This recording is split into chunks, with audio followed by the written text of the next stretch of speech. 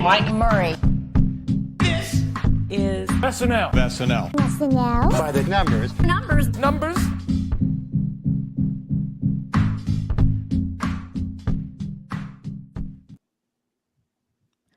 Season 48, SNL By The Numbers. Let's talk about stats. There's a little opening haiku for you guys. So this is the season finale wrap up.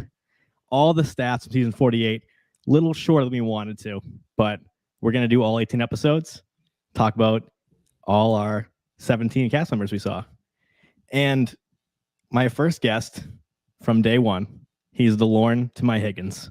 It's the mayor of Montreal, John Schneider. How are you? Oh, wow. Well, the real mayor of Montreal might have some problems with that, Mike, but I am so it's actually a her. But I am so thrilled. So thrilled to be here. So excited to get to talk through everything analytically with you, because this is our origin story. Going back to the original days of this show, was we looked at everything from a statistical perspective. We put a lot of stats online this week of everything that you worked so hard to produce to analyze this season, and everybody seems to be loving it. So if you really enjoy the numbers of SNL, this is the show for you. Absolutely. I mean, never forget where you come from. Our roots are in stats, and stats will live on forever. Long after I'm gone, you can look up Ego Odum's pre-tape time in season 47, and I'm okay with that. My second guest, who is joining the likes of Candice Bergen, Ben Affleck, and Dwayne "The Rock" Johnson, becoming a 5-timer in a season finale. It is the Sultan of Scranton. Bill Kenney is with us. Bill, so great to see you, man. Mike, so great to be here. Waiting on that jacket, but in the meantime, I decided to go old school with the 90s SNL logo jacket. Love it. It's so good to be here. I actually got the honor of hosting the Hot Take show for the last live show that we had. Never in my wildest dreams did I think that was going to be it for the season. I was still very optimistic at that point.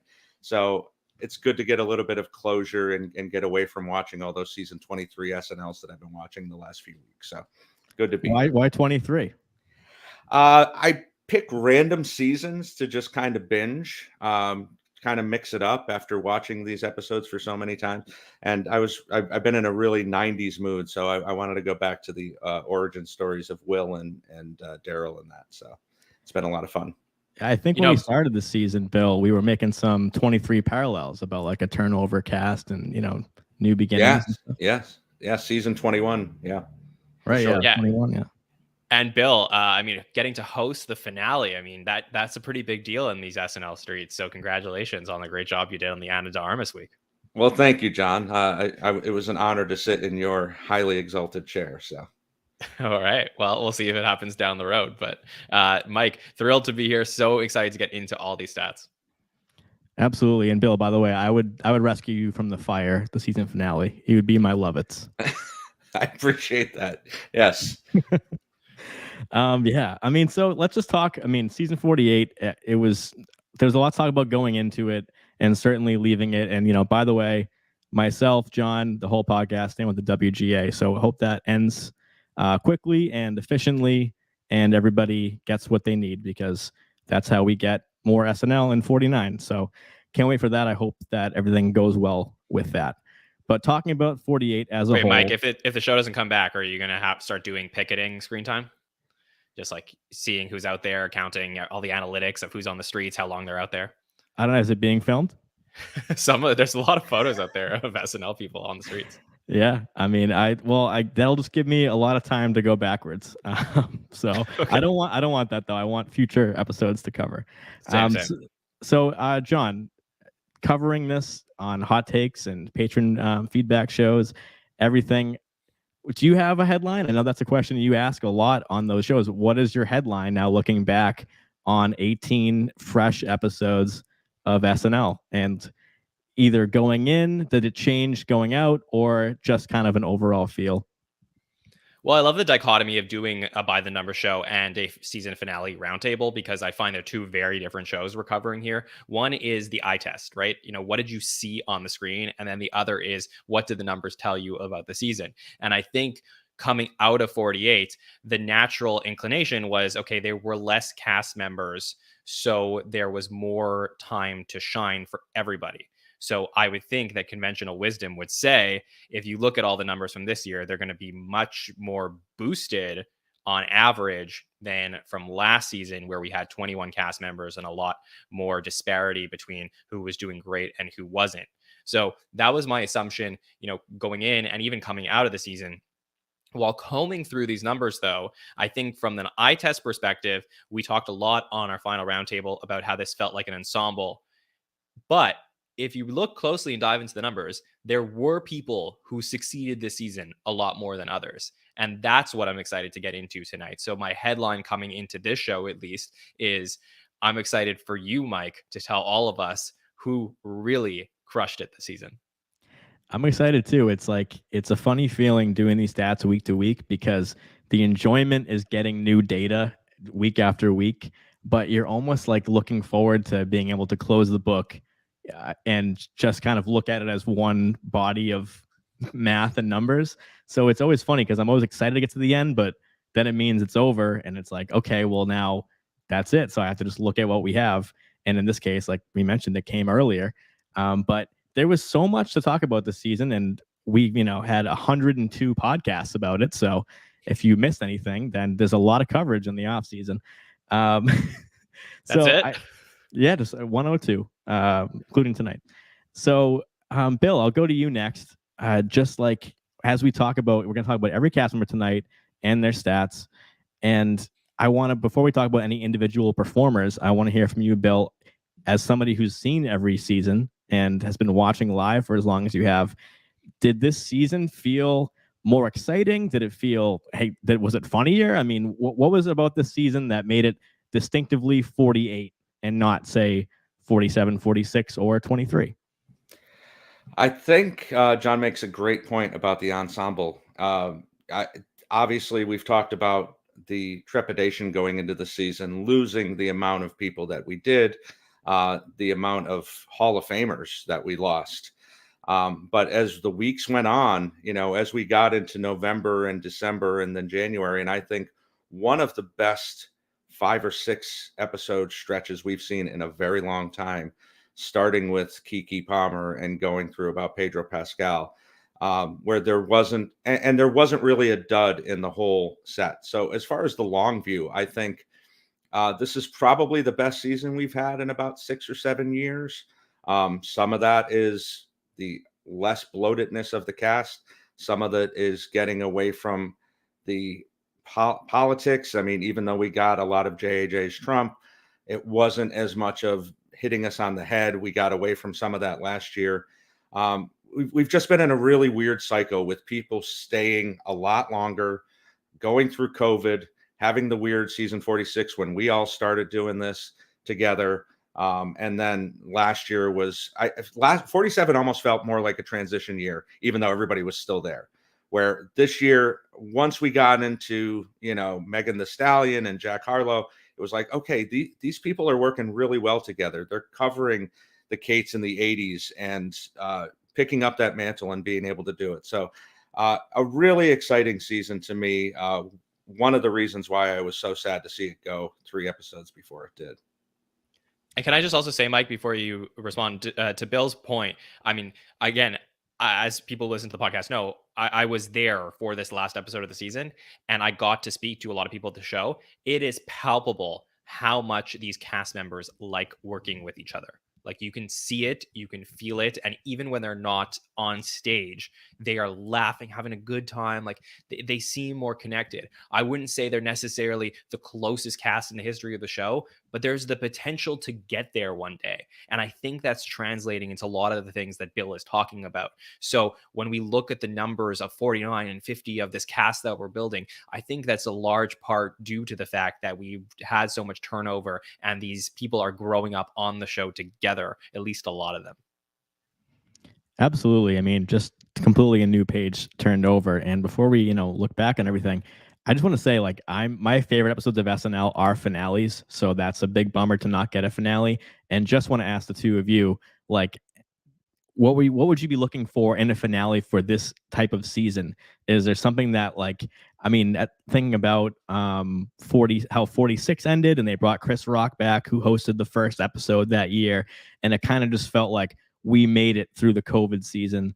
And then, they had the cold open with the vets at the beginning on home base and things like that. So kind of like really a bookend feel to premieres and finales. So Bill, either thinking back to past finales or, what would have been in this finale, is there something that you think ties us together before we look back here? It would have been nice to see. I mean, this is what we want from the Christmas episode as well, to see some of the alumni come back. Maybe we would have gotten like a Kate appearance. But especially knowing that Jennifer Coolidge was going to be there, seeing her work with Chloe would have been a lot of fun. So yeah, and Foo Fighters. I mean, to see them come back after the tragedy last year of losing Taylor Hawkinson, it just would have been such a great way to put an exclamation point on a fantastic season.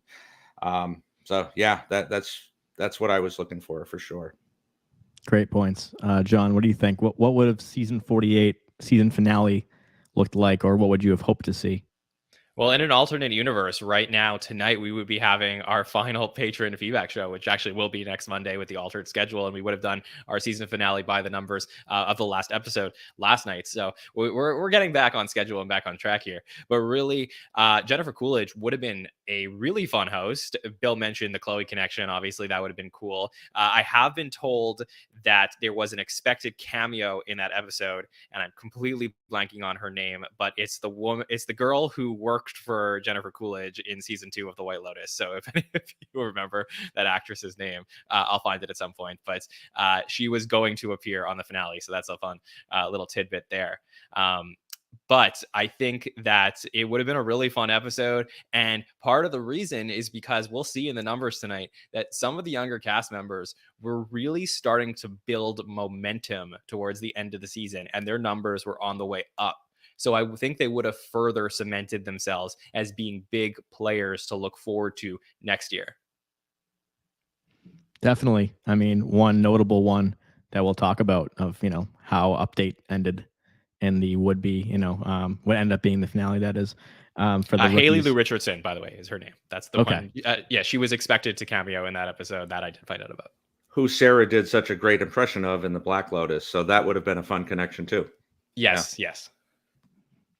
You heard it here first. Yeah, you want to hear another tidbit while we're at it? This is a reward for anybody who listens to By the Numbers. I want 6 more tidbits before we begin. Okay, so I was told that there was at least some interest in potentially Margot Robbie coming in to host the finale prior to Jennifer Coolidge actually being booked. So that would have been an interesting thing. I don't know that it got off the ground to the point where it was actually going to proceed and then they pivoted at some point, but at least there was interest on SNL's part in bringing in Margot Robbie for the finale. That's what I was told as well. I mean, if Barbie the movie takes off, which it probably will, then, she could be a good season 49 premiere host. Yeah. I think she hosted a premiere before, right? She hosted Mikey's first episode. Yeah, so original Matt Schatt. Yeah, so when we found that out, we were talking, we were like, oh, okay, well, this might be full circle for Mikey. But anyways, in the end, it would have been Jennifer Coolidge, and that wouldn't have got off the ground. But at least we know that the potential for having Margot Robbie down the road back, if she'd like to come back, is an option there. So yeah, that's my Rolodex of info for tonight. Yeah, and we didn't mention, Pete would have hosted the 19th episode, so that would have been kind of a call back to the vets that left we mentioned. So a lot of full circle things that did not happen. But, we had 18 episodes, and I thought we had a really great season. Definitely my favorite season that we've covered on this podcast. And probably, like Bill said, probably the best of the last 5 or 6 years, going back to like 42, 43, I would say. So I was really happy with what we did get. So don't want to harp on the negative there. But, all for a good cause, as we mentioned earlier. So without further ado, should we get into this? Absolutely. What are we going to do first, Mike? Well, I feel like I should, ahead of these lists that we're going to look at, explain 3 primary stats that we use on this show. And if you look at our social media at the SNL Network on Twitter and Instagram, you'll see a lot of these stats up there. And we're going to be posting individual cast stats up there as well following this show.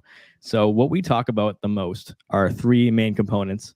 Screen time, number one. It's like ball don't lie in sports. It's like you're on screen, that's being counted, that's important. So I measure screen time with a stopwatch on my computer for every episode. And how I measure that is anytime an individual physically appears on screen or their voice is heard. So that includes voiceovers. If it's someone's completely cropped out of a shot and you just see an elbow, like I won't count that. But like if they're, recognizably on screen in the background, in the foreground, anything, that is screen time. Second of all is appearances, which is the same way. Anytime their voice is heard in a voiceover or they physically appear or in an original image in a sketch.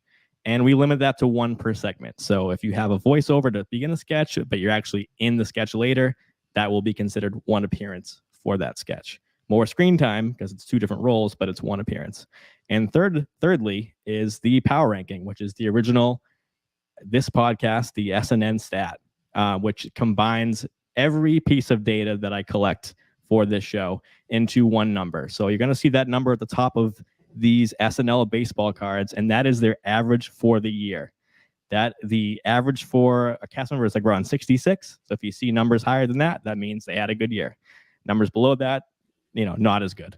So that's what we're going to look at. And, the power ranking also includes, saying live from New York or having a recurring character, things like that we place a value on if you want to have a successful season on SNL and it's pertinent to that episode. So all these stats can translate way back to season one. Doesn't matter about cast size or any of that type of thing. So that's what we're going to look at. So we're going to start off and go from lowest power ranking to highest power ranking.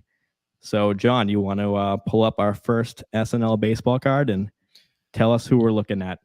Absolutely. Well, I just would like to say, because we have a lot of people who listen only on audio, you may get more out of this episode if you go to the YouTube channel to watch this, because we have an amazing marketing team who helped with Mike to put together these, pretty much like baseball card versions of our stats from every single cast member from the season. So here is our first one. Mike, do you want me to say who it is? Sure, go ahead. All right. Well, the first one we're going to talk about is Punkie Johnson, who is lowest on the power rankings. And then we have Punkie Johnson's screen time by episode, the power rankings by episode, the percentage that Punkie appeared in the cold open, monologues, live sketches, pre-tapes, weekend update, who Punkie's top co-star was, her total appearances, her total screen time for the season. So all of the data is here. We're not going to be able to go and comb through every single little bit, but the important thing here is to highlight what are the important stats from each person and how we feel about their season overall as we're going through every single cast member. So Mike, why don't you intro your overall thoughts on Punkie, and then Bill and I will give us our thoughts as well. Absolutely. And I'll start off by saying the two most recognizable stats for each, which is that Punkie appeared 45 times this season, which is 10th in the cast, and appeared for 42 minutes and 8 seconds, which is last in the cast. So those two numbers, like I mentioned, go together with a lot of other factors, become her power ranking, which ended up being a 38.08. So that's Punkie's season 48 score. So going into season 48, Punkie, with her classmate Andrew Dismukes, bumped up to a repertory player. So that's, headline right away. Before we even saw Punkie, we're like, hey, this is a big season for anyone who got that promotion. And looking back at her past two seasons, so in 46, she ranked 19th out of 20, just ahead of Lauren Holt, who did not make the cut to 47.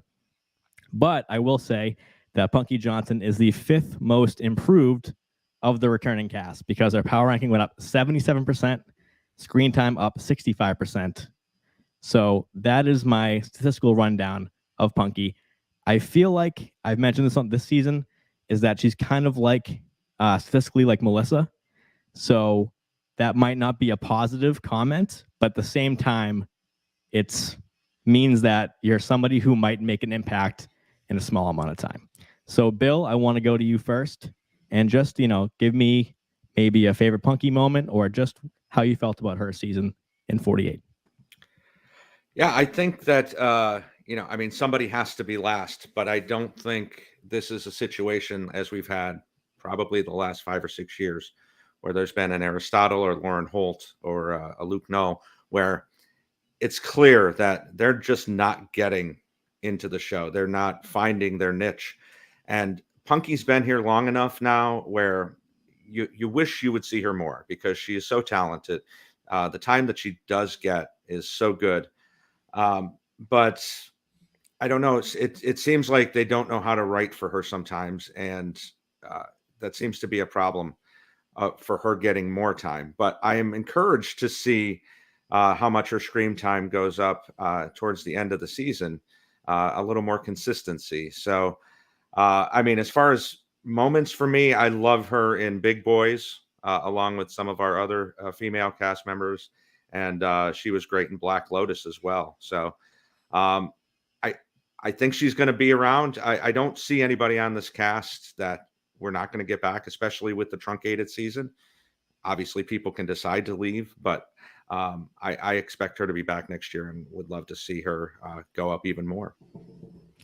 Yeah, and I'm glad you brought up Big Boys, that pre-tape on the Keke Palmer episode with musical guest SZA. So that's, one of those things that if Punkie had maybe a down year statistically, it's like sometimes all you need is a viral moment on this show. So definitely have to shout out to that. John, I want to hear from you, though. I know you're a Punkie guy. So what do you think this year? Yeah, I've had the privilege of getting to know Punkie pretty well in the last year, and I have to tell you, she is a personality. Like, she really has that magnetism that you would expect from a celebrity, from a star. And the crazy thing is just I feel like they still don't really know what to do with her on the show. And I've talked to her about this, which is like, can she find a version of herself and put it into a character so that we can get to see her more? Because I think that, like, yeah, Big Boys was pretty big. Obviously blew up on TikTok, but probably the things I'm going to take away from this season from Punkie were her on Weekend Update with Mikey Day, where she had that moment where she was as herself. And I think, thus far, that may be like one of the biggest Punkie notable moments in her career. And then obviously she was like the number 2 in Lisa from Temecula. So, those are 2 big highlight screen time moments for her this season that I think stuck out. But for me, I think that the most glaring thing is the inconsistency from episode to episode. If you look at the screen time bar graph, I mean, it's pretty up and down here and there. It seems like she has a couple good episodes and then a couple where she's not there, too much on screen, which is an issue. Now, from an analytics perspective, so for her career, she is averaging 1.96 sketches per episode, which means on a given night, you would expect her to be in 2 sketches in her entire career. That's 56 episodes she's either been in or shut out of. So for 56 episodes for her career, 2 sketches an episode. That's pretty low in the history of the show because you would expect to see someone more than 2 times in a given night. However, this season, 2.5 she's up to for sketches per episode. So that means that every second episode, we would see her in more than 2 episodes, perhaps 3 episodes. So that is a positive. There's not regression here. There's progression here in Punkie Johnson's ability on the show. Compared to the rookies, she is a little bit behind. But I think that she's slowly carving out a niche here. And I go back, and this is a comparison, which I was trying to find a historical comp. And Bill, maybe you'll have some perspective on this, perhaps for Punkie, which is Tracy Morgan. I find there is a little bit of a historical comp there between Punkie and Tracy, where I think in the first few years of Tracy's career, he really struggled to find his niche at the show and to figure out how to be himself on the show. And eventually it became Tracy as this character. You would see him between sketches talking to Lorne Michaels, and he was really like, whenever Tracy was in a sketch, he was this, character. And I think that Punkie's just like on the precipice of becoming that if they let her. So that's where I'm at about Punkie right now, which is potential, but this season was not everything I wanted it to be. Well said. And I will point out, well, first of all, to John, your point, I'm actually really surprised that either the writers or Punkie herself hasn't written one or hasn't got through yet, like an original character for Punkie. Because like you mentioned, about getting to know her and getting to know her as herself on the show, she's such a charismatic performer and just person. Like, you see her popping into a monologue or something like that where she is herself, and, has her own style and has her own way of speaking. It's like, she just seems like someone you want to hang out with. So I'm surprised that hasn't translated to a character. You talked to Aristotle this week, and, for as much as he was shut out, he got 2 memorable characters on the show in only 15 minutes and 38 seconds of an entire season of screen time. So with Punkie, kind of like you said, up and down, I'm surprised that has not happened yet. I will say one troubling thing, which is that she only had 1 episode this season above 5 minutes, which was the Megan Thee Stallion episode. But I will say a positive thing, which was her season 46 rookie screen time average was at minute 19 per episode. Next season was a minute 25, a little bit of a bump. And this season was 2:20. So like definitely like trending in the right direction for a 4th season that we might see, Punkie go to maybe a 3-minute per episode person. So maybe not the Ego and Heidi, but like somebody who's more consistently in supporting roles. And I said this early on the season, I think her acting this season was great. So like not even like comedic acting, just like being someone who reacts or is in a sketch, not delivering the punchline, not always easy to do. So that's my favorite thing about Punkie. Any final thoughts, Bill, before we move on? Oh, you guys both make great points. And I think John Tracy is a great example. Just having watched his first season again, and he's kind of lost, and they don't really seem, as you said, to know what to do with him. And about halfway through his second season, towards the end, he starts doing that crazy Tracy that we know from both SNL and 30 Rock. So yeah, I mean, that would be an amazing trajectory. Hopefully it's more Tracy and less Melissa for Punkie in season 4. And I think like coming out of season 47, we were saying like a couple things from Punkie we really liked were that she did this couples counselor sketch with Jake Gyllenhaal, and then the way that she interacted with, I think it was Selena Gomez at the end of the season. Like there were seeds there of what we could have seen this season. And I feel like we also had a couple different things here. So, if Punkie were to walk away from the show tomorrow, I would say like there's so much potential here in terms of just the baseline of like characters and herself interacting with the host and everything like that. The problem is just we haven't seen her double or triple down on all the things that I think that she could be good at. So, would that have happened in the last 3 episodes of the season? Perhaps. But now with the long break, I'm hoping that when she does come back to the show, I mean, it's like 4 years in, she's fully comfortable there, and she really puts her foot on the pedal to be like, this is my year to get something recurring on the show or to show my personality in a really dynamic way.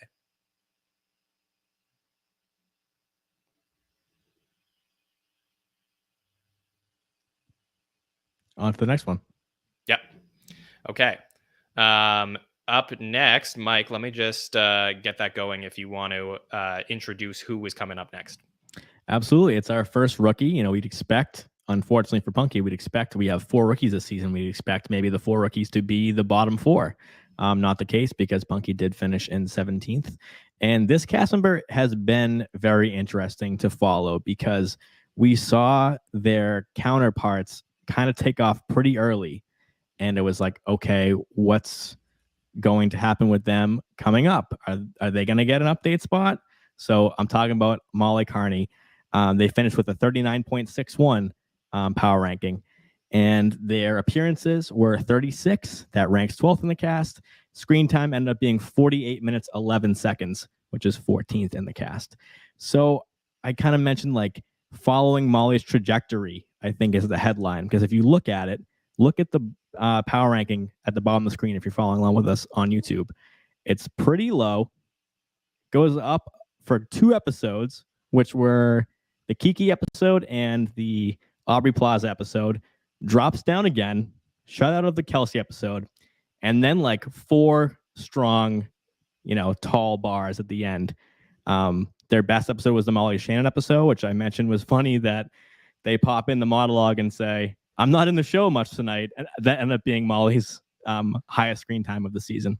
And then, of course, I can't not mention the final update spot of the season with Molly flying around the studio, which if you think back on 48, I think that's a moment that we'll all remember because it ended up being at the very end and because it was like Molly has finally arrived. They appeared once before an update as Lieutenant Governor Randy McNally earlier, but them really just being themselves, getting the big intro from JJ over the PA, SNL's first non-binary cast member.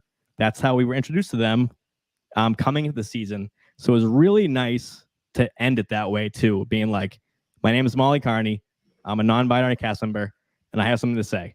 So I thought that was a really cool way for her to them to end their season, and it just ended up being a strong finish after a kind of troubling start. John, go to you first.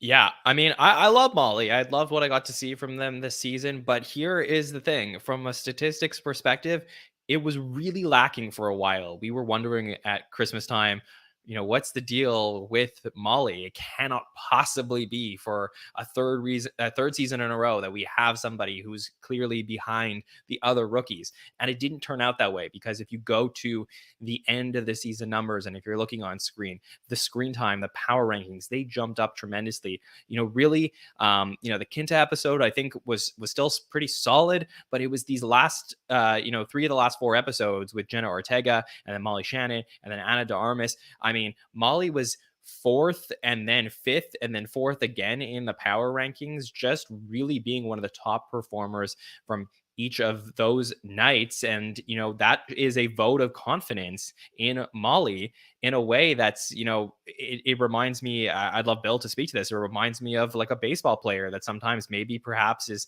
really raw when they're brought up to the majors. And then, as they get more at bats, they finally are able to hit a little bit. And I think that's what's happening with Molly here, is that Molly just took a while to get things going. And I'm wondering if they're ever going to stop now, because I think that they're such a powerful performer that perhaps now that Molly feels comfortable on the show, next year will be a huge season for Molly. So 16th in the power rankings, not surprising for me given Molly's start to the season, but I see a lot of positive momentum coming into next year. Yeah, they definitely found their swing later on in the season, to continue that analogy. SNL's history with people that don't fit in a box that they're used to is troubling and concerning. See Garrett Morris, Dimitri Vance, et cetera, et cetera. I hope that SNL has evolved past that. And my optimistic hope for next year for them is that they have the Sarah Sherman second season, where Sarah had a stronger first season than Molly has had. But what we saw from Sarah, especially at the beginning of the year, was a little mind-blowing, that they got out of their squirm role. They got into so many different things. And maybe that's what we'll see from Molly in the fall, to hit the ground running in season 2 and be able to keep going on the upward trajectory. So a lot of high hopes. Yeah, and I'll shout out the 5 episodes that they did have above 5 minutes. I mentioned Punkie only had that one Megan Thee Stallion one, but Molly in the Keke episode, Aubrey episode, Jenna Ortega, Molly Shannon, Ana de Armas, and also love shouting out the PDD election night sketch and the new cast member pre-tape from the Gleason episode.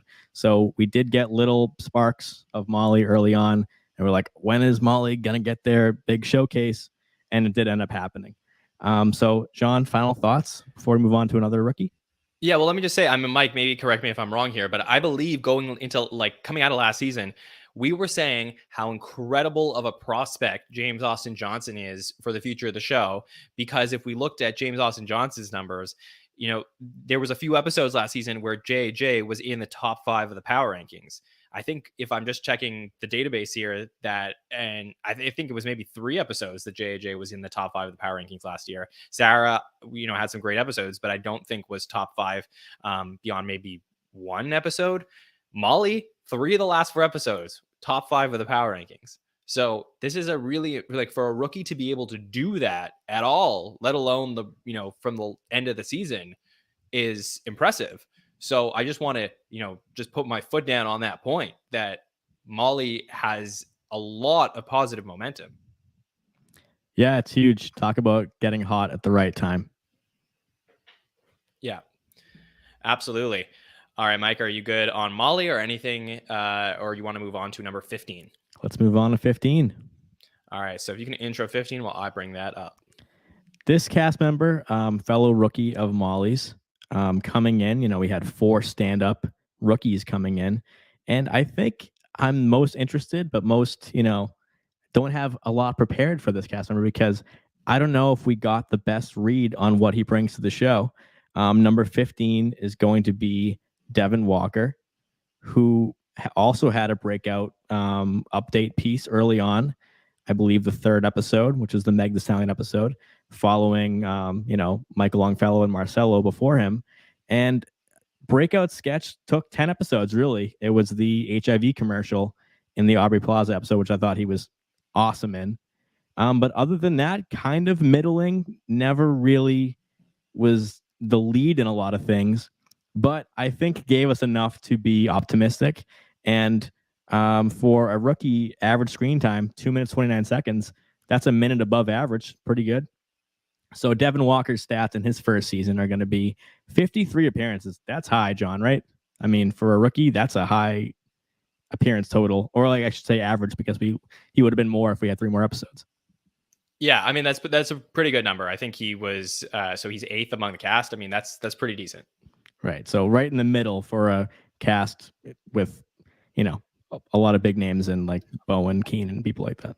But also, to put a finer point on it, a lot of bit roles, right? Like a lot of just very brief appearances as playing a background character in an episode, which is normal.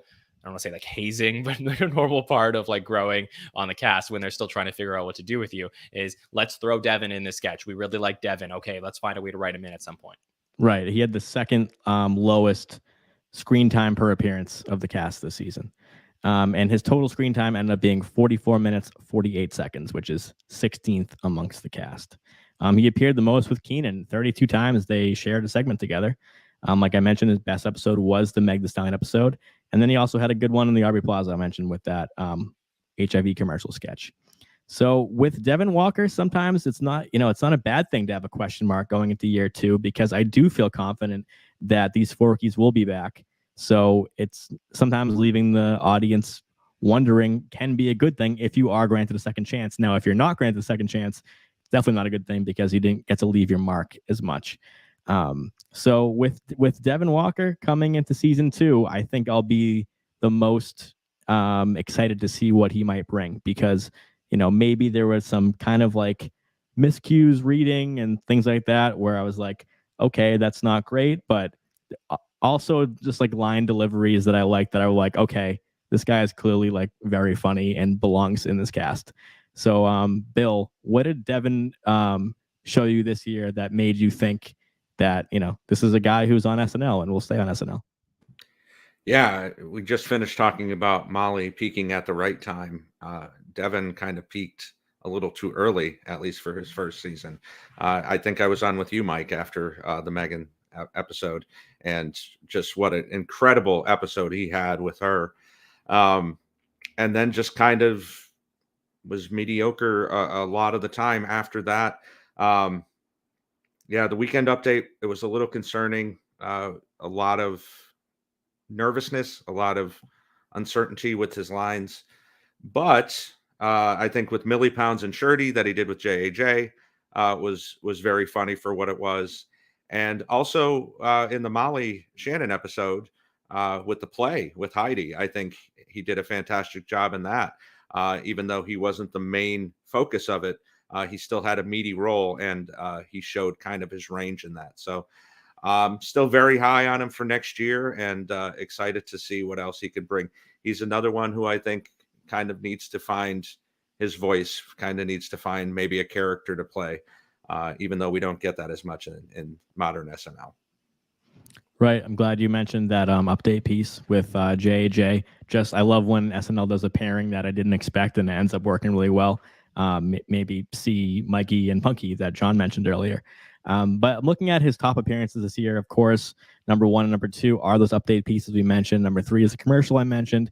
The next few are kind of just like bit roles, like the drug dealer sketch where him and Dismukes were, the ones being sold the drugs, right? So they were definitely the leaders of the sketch, but they weren't really the punchline givers. Then the deer sketch, the infamous deer sketch, I know John's a big fan of from the Megan Thee Stallion episode. The classroom sketch also from that episode. Oh dear. And then next one I want to mention is just the Ana de Armas album recording sketch when he played Young Spicy. Is that correct? Yeah. And then the NFL on Fox Cold Open, he played Michael Strahan. Heaven Scene from Chappelle. Spanish class from the last episode. And the family meeting sketch with Kelsey and the barbershop talk sketch. And then the play one that Bill, you mentioned. So definitely giving him some room to be a guy in a sketch, which is what I would want to be if I were a rookie on SNL. But yeah, nothing really that was like being like a goofy, zany kind of person. I did love him coming out as the corn kid for his SNL debut. That's a great one that, to look back on. John, what do you have to say about Devon Walker? And if you could, something that makes him different from the other three rookies? Well, I think that the main thing here is if you look at this pie chart that we have on screen of the type of appearances somebody would have in a season, in terms of Devon Walker, the live sketch portion of this chart is pretty large. So, we talked about him being, bit roles there very briefly in a sketch. That's what his first season is all about, is being a little bit of an extra and then having a few moments here and there to shine. And I think that is a prototypical rookie season for somebody in probably a larger cast. So even like, when we were getting the cast of like the 19, 20, 21s, I would expect like a solid rookie to get these types of numbers. I actually thought we might get better numbers from Devon for the first season. It's not to say it was bad, but I did expect a little bit more because I saw in the beginning of the season, especially in that MTS episode, how much potential he had. And it sort of fell off for a little bit. I love the British rappers from the season. That was personally one of my favorite things that I got all season. It just felt fresh and fun. And I think that he has such a vibrant, warm personality that people gravitate to him and want to include him in their sketches. But I want to see him continue to write for himself and push himself out there. And I think that we're going to get a lot more from Devon. Here's a fun historical comparison from Devon Walker. So Devon Walker appeared in an average of 2.94 sketches per episode and appeared in obviously 18 out of 18 episodes this season. So the exact same number of sketches and number of episodes for a one season cast member previously is Terry Sweeney from 1985, 1986. And so if you just think about him and his roles in that cast and compare how Devon may have compared in this cast, it's always interesting to think about, what roles are people put in the show and how they relate to historical comparisons. So that's why I love looking at it that way. But honestly, for me, I'm going to walk away from feeling like Devon was just a solid part of everything, but never gave me something that I was like, oh, he absolutely owned this in a way that I feel that he was dominant. So if that makes sense to you, Mike. Makes total sense. I think I'm just my jaws on the floor that Terry Sweeney was invoked on this show tonight. I did not expect that at all. When I look and I see like exact same numbers from 30 years ago versus now, I have to bring it up. Of course. I encourage that at all times with numbers. So like you said, a lot remains to be seen with Devon, but I do feel good. It was such a strong rookie class that he definitely felt part of. So maybe the cast at large, he did not feel part of a lot of times, but with the four rookies and, that great write-up in GQ with the rookies, they seem like they get along so well and they're a great class. So Devon was a welcome part of that. Let's move on to number 14. Yeah, absolutely. So Mike, who do we have for number 14? Number 14 is someone that's kind of been enigmatic for this cast, but definitely popular. It is Michael Longfellow, which somebody who in episode 1, was slid up to the update desk, a la Pete Davidson, Cecily, Kyle Mooney, someone who's, really the first time you get to know them is right away as themselves doing, stand up or doing a character. In his case, it was stand up that, some of which he, had done before, which I really, really enjoyed as a fan of his. And some Pete Davidson comparisons happened naturally.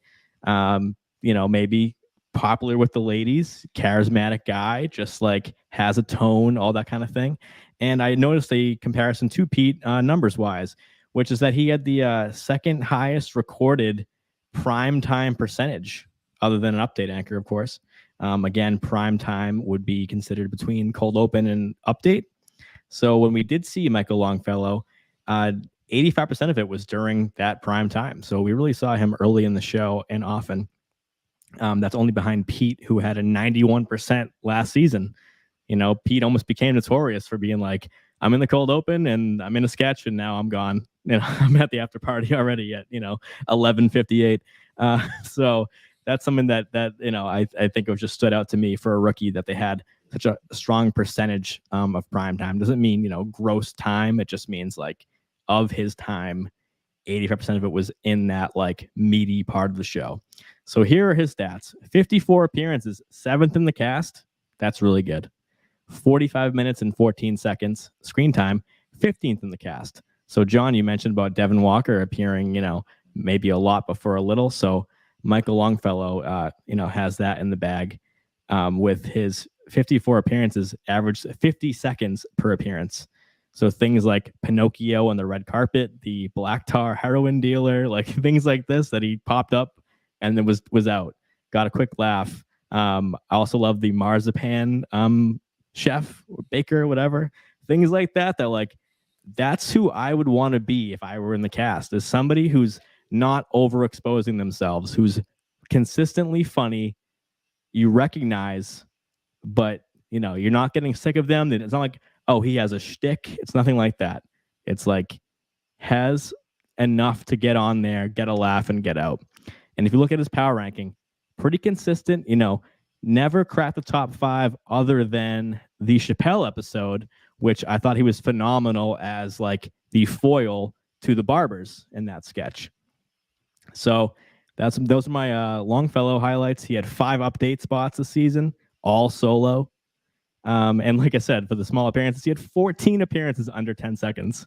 So I'll have to go back and look if that's some sort of record. Bill Kenney, what did you see with Michael Longfellow, or as we affectionately have called him, Mikey Longs? What did we see this year?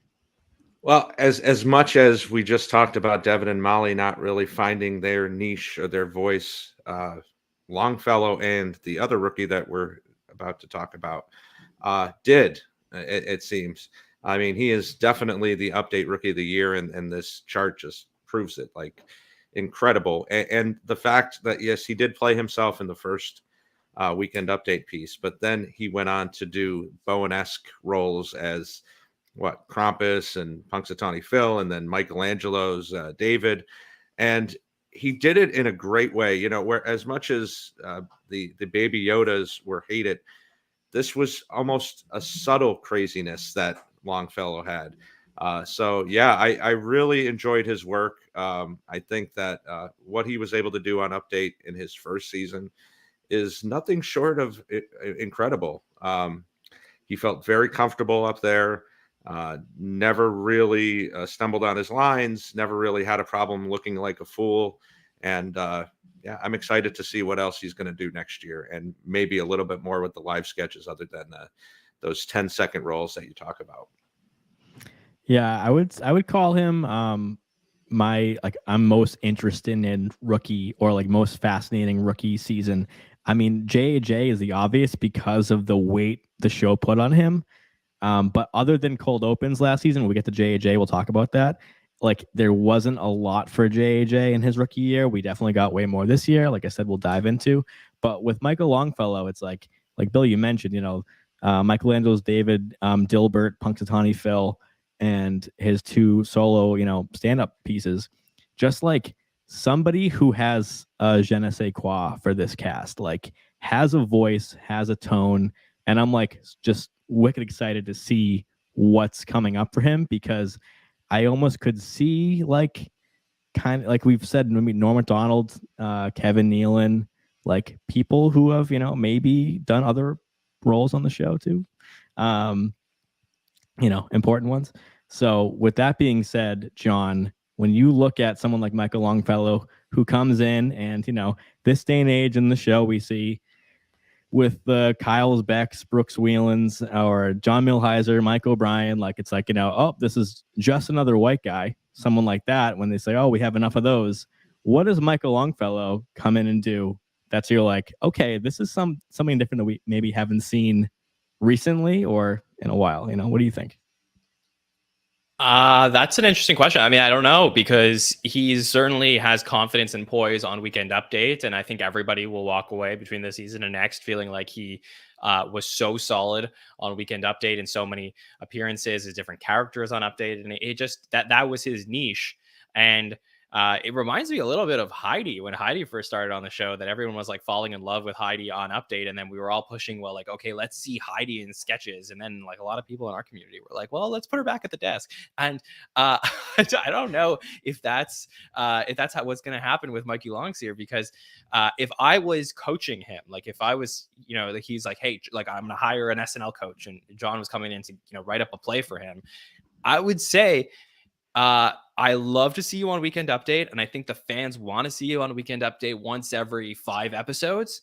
But during those other 4, we got to find a way to get you with important roles in sketches, because I didn't walk away from the season feeling like I'm confident in Michael Longfellow as a performer in the live sketches or in pre-tapes. Like, I don't see the roles for him that really would make me feel like he is just like off the charts, somebody who's going to end up in the top 5 of the power rankings next season. So, that's the problem, is like we all love Michael Longfellow. We all feel like he has it and he just has that like star quality. But that is a problem when you watch a rookie season that is so niche, is like, how does that translate to the rest of the show? And actually, I love this comparison in the chat from our friend Fred, who says David Spade in a way, which is a really interesting historical comp, because obviously Spade made a lot of money for himself at the Update desk. And then in sketches was a lot of like B-rolls until he finally ended up creating his own segment for himself on Update. And that's interesting to think about here. We compared all season from an eye test perspective to like Kevin Nealon, to Norm Macdonald. But I wonder like what the plan is here for Michael Longfellow. Like, what do the producers envision for Michael Longfellow down the road? And then the last thing I'll say from a historical comp perspective, averages 3 sketches per episode this season for a 1-season cast member, for 3 sketches an episode. An interesting comp here that I looked at was like Tim Robinson, who I would think in Tim Robinson's season, you walked away, you're like, oh yeah, I saw a lot of Tim Robinson, but it's just a different type of performer, but one from a just pure numbers perspective compared. Yeah, I like the Spade comp. If he ends up being an Update anchor, then we might look back and say, oh, remember when he was in sketches? Because I'm looking at his sketch list and it's like, other than the barbershop one, like there's just a lot of just like guy in sketch, like being in the Sarah Eyes sketch. Like I don't remember him in that sketch, or the AA meeting. He was one of the people in that sketch, or being in the headshots sketch with Dismukes, the bartender sketch with Bowen and Jack Harlow, or the valet sketch, just being a guy there. So as far as actually he had a 3-minute 8-second appearance in what I named the worst sketch of the season, so which was the Amy Schumer WKTVN news sketch. If you guys remember that, then I'm sorry, but it was probably my least favorite sketch of the year. But he was like the news anchor in that sketch, so that was really the only time that he was like the leading man of a sketch, and it was no fault of his. It was just not a great sketch, but that was kind of the only time that was like, we're going to put Michael Longfellow front and center and have him lead a sketch.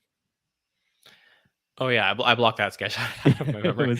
I was like trying to place that. But he did do like a head shake kind of Bill Hadery move at the end that kind of redeemed it just for like the last 3 seconds. That I was like, okay, thanks, Michael, for at least having one laugh from anybody in this sketch. But looking at his other than being an extra in the Trump Easter Cold Open, all his big appearances over 2 minutes were all an Update, other than that one news sketch. So for live performing outside Update, nothing much to choose from. Can I also just say, like, if I'm drawing up a play for for any cast member who's coming in, it's basically like, first season, find what you're good at. And he found what he was good at in spades, like no pun intended. But he was so good in that particular part of the show. And then my year 2 is like, how can we like just get a little bit less of that and a little bit more of a bunch of other stuff? So I see a lot in the chat, like the word range. We just want to see more range from him in year 2, because clearly in year 1, he was able to dominate one aspect of Saturday Night Live. Yeah, and just for the interest of talking about, update, he was 14 minutes, 18 seconds over 5 appearances, which accounted for about 32% of his time. So ready to move on to our last rookie? Let's do it. All right, so I think this will be a surprise coming into the season. Not coming into the season because we didn't know these people, but maybe after a few episodes, that Marcello Hernández would be our highest ranked rookie and most in screen time, with 52 minutes 45 seconds, which is 10 more minutes than Sarah Sherman had in her first season. And people talked about her like the next Kate McKinnon at times. So not that raw number is everything. That's why we have the power ranking to account for that. But it is notable that you can reach almost an hour of screen time in a abbreviated rookie season. I think that should just be, shout out to Marcello. That's a really high number. And he had 46 appearances, which is 9th in the cast. So looking at Marcello, again, a couple good desk pieces, 2 as himself and 1 as a character. He debuted on in the cold open for a bit and 2 seconds in the Be Real pre-tape. So he kind of disappeared in the first episode. So if you looked at episode 1, you'd be like, wow, we didn't see this guy Marcello at all. And then episode 2, bam, he's just like Michael Longfellow with a big piece right there. So he didn't get an appearance for more than a minute outside that until the Hello Kitty sketch, which was in the Keke episode 7, then in Marzipan, which was in the Butler episode, and then that HIV commercial in the Aubrey Plaza episode.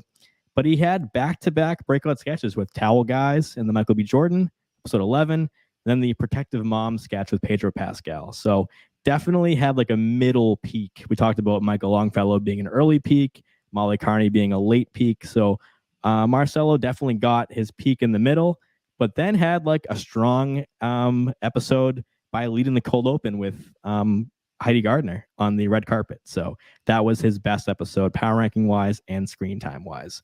So John Schneider, you talk about Marcello Hernández standing out in this rookie class. Statistically, did it feel that way watching the season?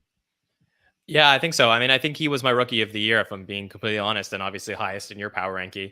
I think he's the most well-rounded rookie that we had this season. He has like a lot of different tools in the toolbox to be able to use here, characters, impressions. I think we're looking at the future DeSantis on the show, if I'm being completely honest as well. So I think that is a big, potential role coming for him in season 49, whether you want to see it or not. And I mean, take a look on screen with the numbers that we're getting here, which is not the best first half, but a really solid second half of the season where his numbers are really high. The last 3 of the last 4 episodes were really strong with Jenna Ortega, Kinta Brunson, and Molly Shannon. He also had a really, really great Michael B. Jordan episode. So I think if you watch this season, not only from an eye test perspective would you fall in love with Marcello, but I think if you're just looking at the pure data, I think you'd be really impressed with what he put together. It's not to like JAJ levels of like historical rookie seasons. I think it's just a notch above some of the other rookies, but I was really, really impressed by the range that Marcello produced on the show this season, which is something, if we're comparing and contrasting to Mikey Long's, I think Marcello has more tools there, probably isn't as dominant as Michael Longfellow in one area of the show, but really has the ability to be a well-rounded cast member for his tenure at the show. So solid rookie season for Marcello. Agreed. Definitely rookie of the year from me as well. I'm glad you mentioned that. Can we just back up to that DeSantis prediction? Is that informed, or is that just you feel like they won't do an outside hire for that? Well, I know that between 47 and 48, that was a consideration in casting. That was something that was on the horizon. Most people knew that he was going to be a big part of the future of American politics. And there was at least, looking at who could potentially play this person down the road. Does that mean that they hired Marcello to play DeSantis? Not necessarily, but I think that he would qualify as somebody who has the ability to play what is probably going to be a characterized version of a political figure that will be in a ton of sketches in the future. Right, because he might be one of the only rookie that didn't do an impression this year. I'm thinking about, like I said, Molly playing that politician from Tennessee, and Devon playing Michael Strahan. And it's like like to see his impression chops a little bit, because he definitely has like great energy. That was a word we used a lot to describe Marcello, like just like being vibrant and being exciting. But anyway, also just keep in mind, yeah, also Marcello's, he's from Florida, so like that's right. I was super big in Florida doing stuff in Miami, so there is that connection there as well. Well, if that speculation is informed or is tipping the cards a little bit, the Marcello Hernández betting line just changed right now. So Bill, I want to hear what your thoughts on my man Marcello. Love this season. Jump on DraftKings right now for your same gay parlay. This is why I drafted him as the first rookie picked in our super fan cash draft. No, I didn't know he was going to be the best, but boy, he proved me right. He had such a great rapport a lot of the times with the host. I love his work, not only in Protective Mom with Pedro, but Spanish class with Anna. Did a great job in the Waffle House with Jenna Ortega, and he had roles that weren't the lead roles, but he had more than a walk-on or a background player, in Christmas Epiphany and in Mario Kart. So like he was all over the place. He was definitely not pigeonholed into one specific area, and he's kind of the everyman that is going to be able to fill a lot of roles. If it's not DeSantis, I'm sure he will be filling one of the political roles as we head into 2024. God help us all. So I think high hopes for Marcello in the future, and great rookie season. John, anything else? No, I think I'm good. I mean, I feel really happy with our rookie class. Obviously, there was, let's be real. It was tough to talk about some of the rookies in 46 and 47, one of whom we just spoke to on SNL Stories earlier in the week, just to hear all about Aristotle's story. It was tough to cover because obviously these people are really talented and you want to root for them and you want them to do well on the show. In this case, in season 48, we didn't have that problem. Everybody, really came to play, and I'm excited to see what they're going to do. I think they're all coming back.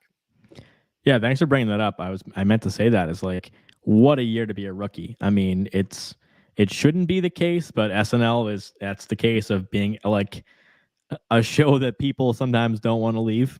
So it's like to come in after the biggest departure we've seen in over a decade is like just breathing room. I mean, good God, like to be Punkie, Andrew, and Lauren in the COVID year, and then the second COVID year with Aristotle, it's like let's just be honest, they didn't get their deserved chance. Some of them, stayed on and were able to do that, luckily, and some weren't. But it's like looking at, when we posted on the socials, look at their screen time, and it's like all 4 rookies total screen time, especially for 18 episodes, is all very high. So great year to be an SNL rookie for sure. Totally agree with you, Mike. And next, are we gonna skip over Cecily?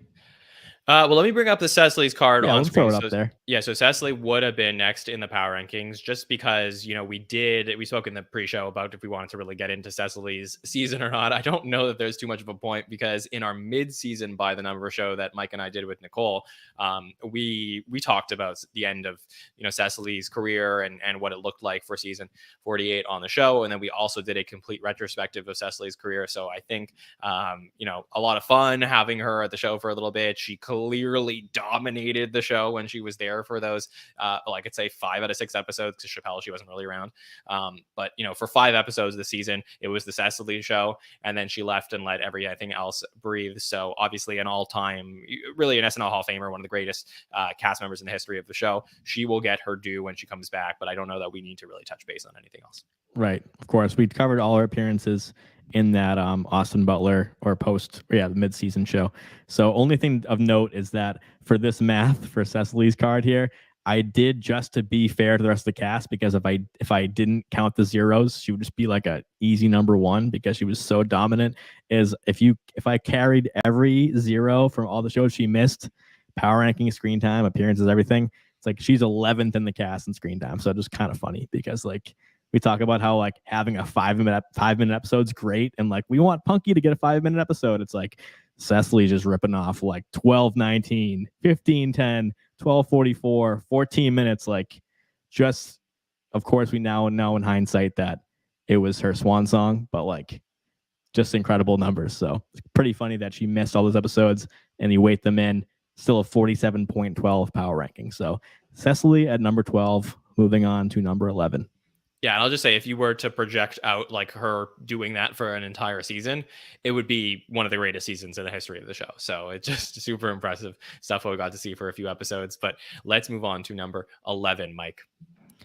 Number 11, I think, will be the disappointment stat-wise of this group, because I think we wanted to see this cast member definitely at least in the top 10. You know, if we don't count Cecily, we're at 16 cast members. And Andrew Dismukes comes in at number 11. So, of course, you know, he does finish ahead of the 4 rookies and Punkie. But I, didn't want to see Andrew at the bottom of the list. So he is at number 11 in the power rankings with an average score of 50.74, due in part to, basically 3 near shutouts. So that definitely hurt his score a lot. But here are his raw stats: 44 appearances, also ranking 11th in the cast, and 64 minutes, 13 seconds of screen time, 12th in the cast. His best episodes were the Michael B. Jordan and Molly Shannon episodes. Top co-star was Heidi Gardner, shared 24 segments with her, but his screen time was up 29% from last year. But his appearances per episode actually went down. So only cast member outside, I think, Colin Jost, which doesn't really count, but to have his average appearance per episode go down. So right away, Bill Kenney, have to go to you with a direct question. What does that mean to you? Like, if your appearances go down and you're a first year's repertory player, like I said, Punkie's went up, worse numbers than Dismukes, but she did go up. What do you think about that? And is that weird to you? What do you think? It's very weird. And we've discussed it a few times as far as, we thought maybe he would kind of take the Cecily role of these, and he didn't. And it's a little bit concerning, especially in a season like this. If you're the only person on your team that's not hitting, you stick out like a sore thumb. And we know how talented he is. You guys talked about it last year on the wrap-up show, how much he had gone up from season 1 to season 2. And it's just concerning, especially that middle area there where there was 5 or 6 episodes in a row where he was basically invisible. And it's hard to even sit here now, whereas in season 2, I could tell you, 4 or 5 sketches that really stood out for me with Dismukes. Other than the 2 JAJ collaborations with King's Brothers Toyota and the Jingle Pitch, I'm having a hard time nailing down anything that really was a Dismukes piece.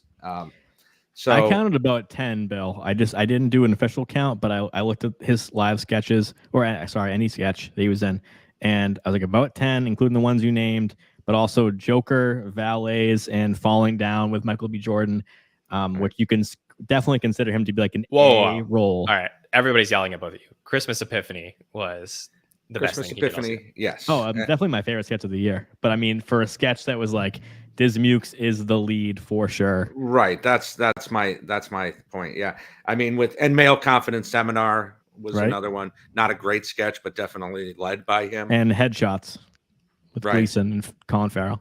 Yeah. So, I mean, it's not to the point of like Red Alert where, is he not coming back next year? But it's such a strange trend in a year where everybody else was kind of given the room to grow. Rookies had more than most seasons, and for a third-year guy who we thought was kind of going to take the mantle of male lead of the show beyond Kenan, and it didn't turn out that way. So, yeah, season 4 is better. There's 2 cast members for sure that are, for better or worse, competing with Dismukes, and that's Michael Longfellow for certain roles, and definitely James Austin Johnson, who I think has absorbed some Moffat and Beck space that Dismukes could occupy, but might not be the best fit for some of those roles. Where Dismukes, I think I kind of mentioned with Longfellow, but I think he did what any, cast member should strive for early in his career. He's still early in his career, but which is carve out your own brand, build a fan base, don't overexpose, because the Dismukes army is strong. Let's not kid around here. They're ready to fight. So his tone of his sketches are distinct, and I think that's how you have a career. To look at Kate McKinnon or Sarah Sherman or people like that, or even Pete Davidson, like they might be polarizing, not for everybody, but like that's what the show is about. Will Forte, Bill Hader, people like that. So, John, I want to ask you, like, have we learned anything new about Andrew Dismukes this year? Has it been more of the same? And has he, obviously, with a smaller cast, he's gone up statistically, but like I mentioned, appearances are down. So, I want to hear from you on this. Yeah, I mean, well, first, I sort of disagree with, who he's competing with on the show. I don't feel like he's competing with JJ. I think, if anything, JJ is one of the best things that's happened to him on the show, is that he like finally found someone to write with in sketches. I think like Donald and Dominguez and the King Toyota's brothers, whatever, like that, those are sketches that I think are like progressing forward, and like he can respectfully ride the coattails of James Austin Johnson to having like a pretty good career on Saturday Night Live in the end, because I don't know that like the niche Will Forte style humor, as much as I am a big fan and that Dismukes is a big fan, the show doesn't always buy into it. So I think he needs somebody like JJ who's clearly caught lightning in a bottle to be able to like keep progressing forward in that sense. I think where the negative is that this is something that I talked about on the show before, which is like, I think he looks really young sometimes. And part of the problem is like, he's trying to play roles that are like the weird guy and the eccentric guy. But a lot of times, like, I think people would rather cast him as like the son in a sketch, or like the younger coworker. And those roles, in my opinion, are going to go to like the Marcellos of the world, or like the Longfellows of the world, like the new young hotness. And I think I think actually some of the rookies are the reason why he's not as higher up on this list, because like a lot of the bit roles that he would be thrown into have been going to people like Devon, or people like Marcello, or people like Mikey Longs. So I think that's where the numbers are sort of deflated.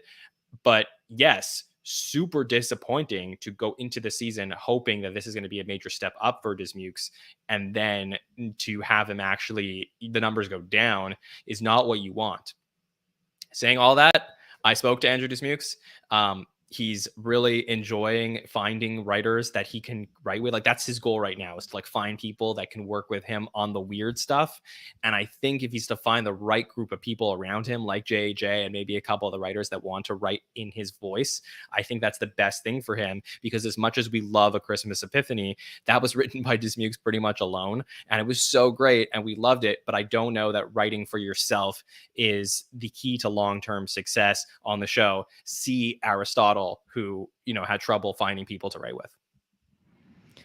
Yeah, I mean, as far as the JAJ thing, it's just like a great point by saying like looking young, because JAJ can play basically any age above 30, I would say.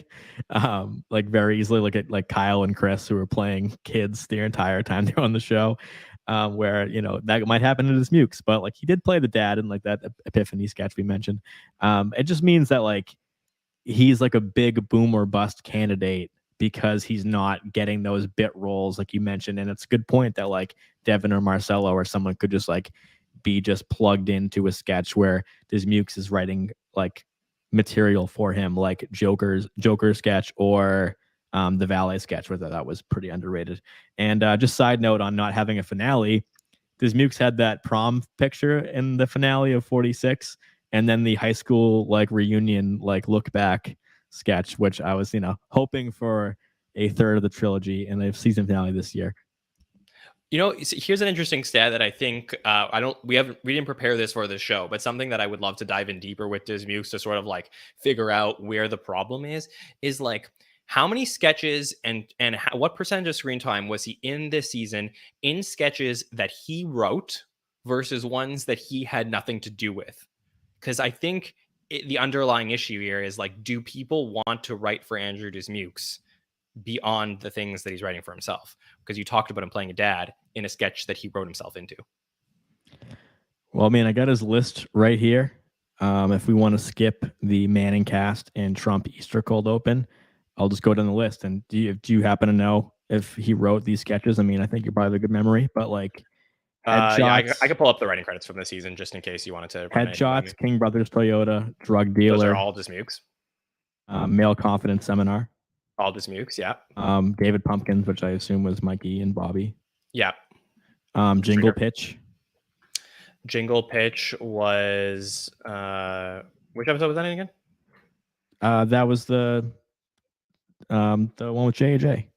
Oh yeah.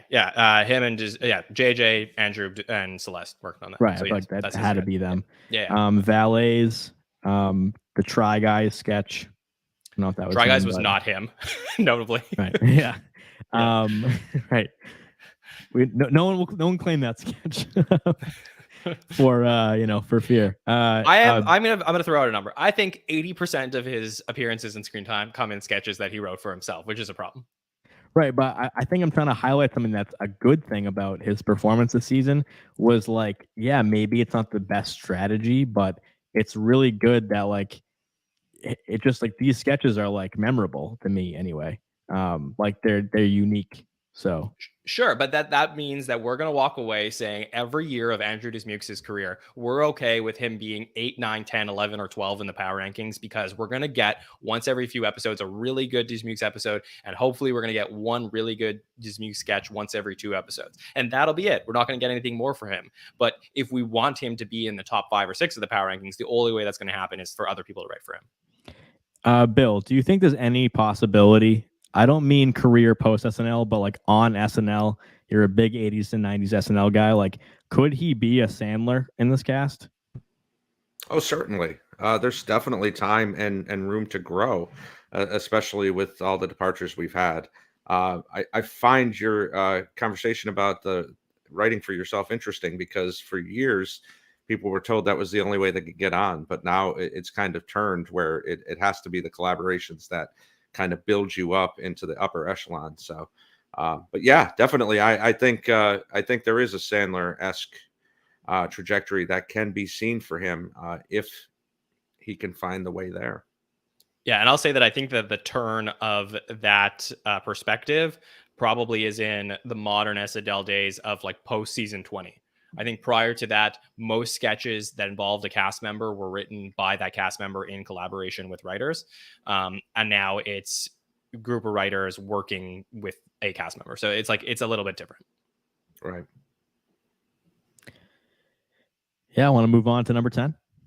Absolutely. All right, Mike, why don't you intro number 10?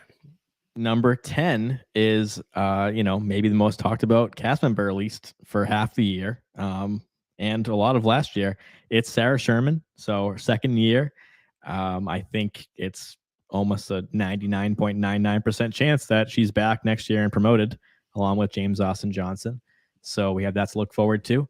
And somebody who, to this day, their longest appearance was in their debut in the mail-in testing sketch with Dismukes in the Owen Wilson premiere last year. Her screen time was 65 minutes, 52 seconds, which is 10th. Which is also her power ranking 10th with an average score of 56.42. Appearances were 60, which is tied with Mikey Day. So looking at Sarah Sherman, it's like, where do you even start? It's somebody who has had amazing episodes, has disappeared, and gets people riled up. So Sarah's fun to talk about. I just listened to Fly on the Wall with her and her, SNL writer and collaborator Dan Bula. Which is a good listen. So check that out. They talked about the meatball sketch from last year and other sketches that they did this season. So with Sarah, definitely a strong start, like over 2 minutes, 4 minutes, 3 minutes, and then a great episode with Keke and a great episode with Travis Kelce later in the year. But there were some dips. I think people had really high expectations for Sarah. So the fact that she didn't have like a stellar season feels disappointing, but it was a great second season. So her screen time was up 80%. Appearances per episode was up 71%. So, numbers like that are huge. John, I'll start with you. Sarah Sherman. Yeah. So Sarah Sherman averages 2.66 sketches in her career. So in her 2 seasons, 2.66 sketches an episode. This season, though, 3.33 sketches. So that's like the positive progression you would expect from a year 1 to year 2. Here's the thing. We all bought into the Sarah Sherman Kool-Aid because whenever Sarah does something and is in a lead, it's so different, so unique, and so fun that I think it's like we all expect this to be like the star of the show right away. And I'm just wondering if SNL allows a performer like Sarah Sherman to take over the show ahead of more tenured performers in a way that they would have in decades past. Like a new cast member comes in 20 years ago and does some of the stuff that Sarah's doing. All of a sudden, it's the Sarah Sherman show. And I was like kind of hoping that that was what this was going to be. And it turns out it wasn't.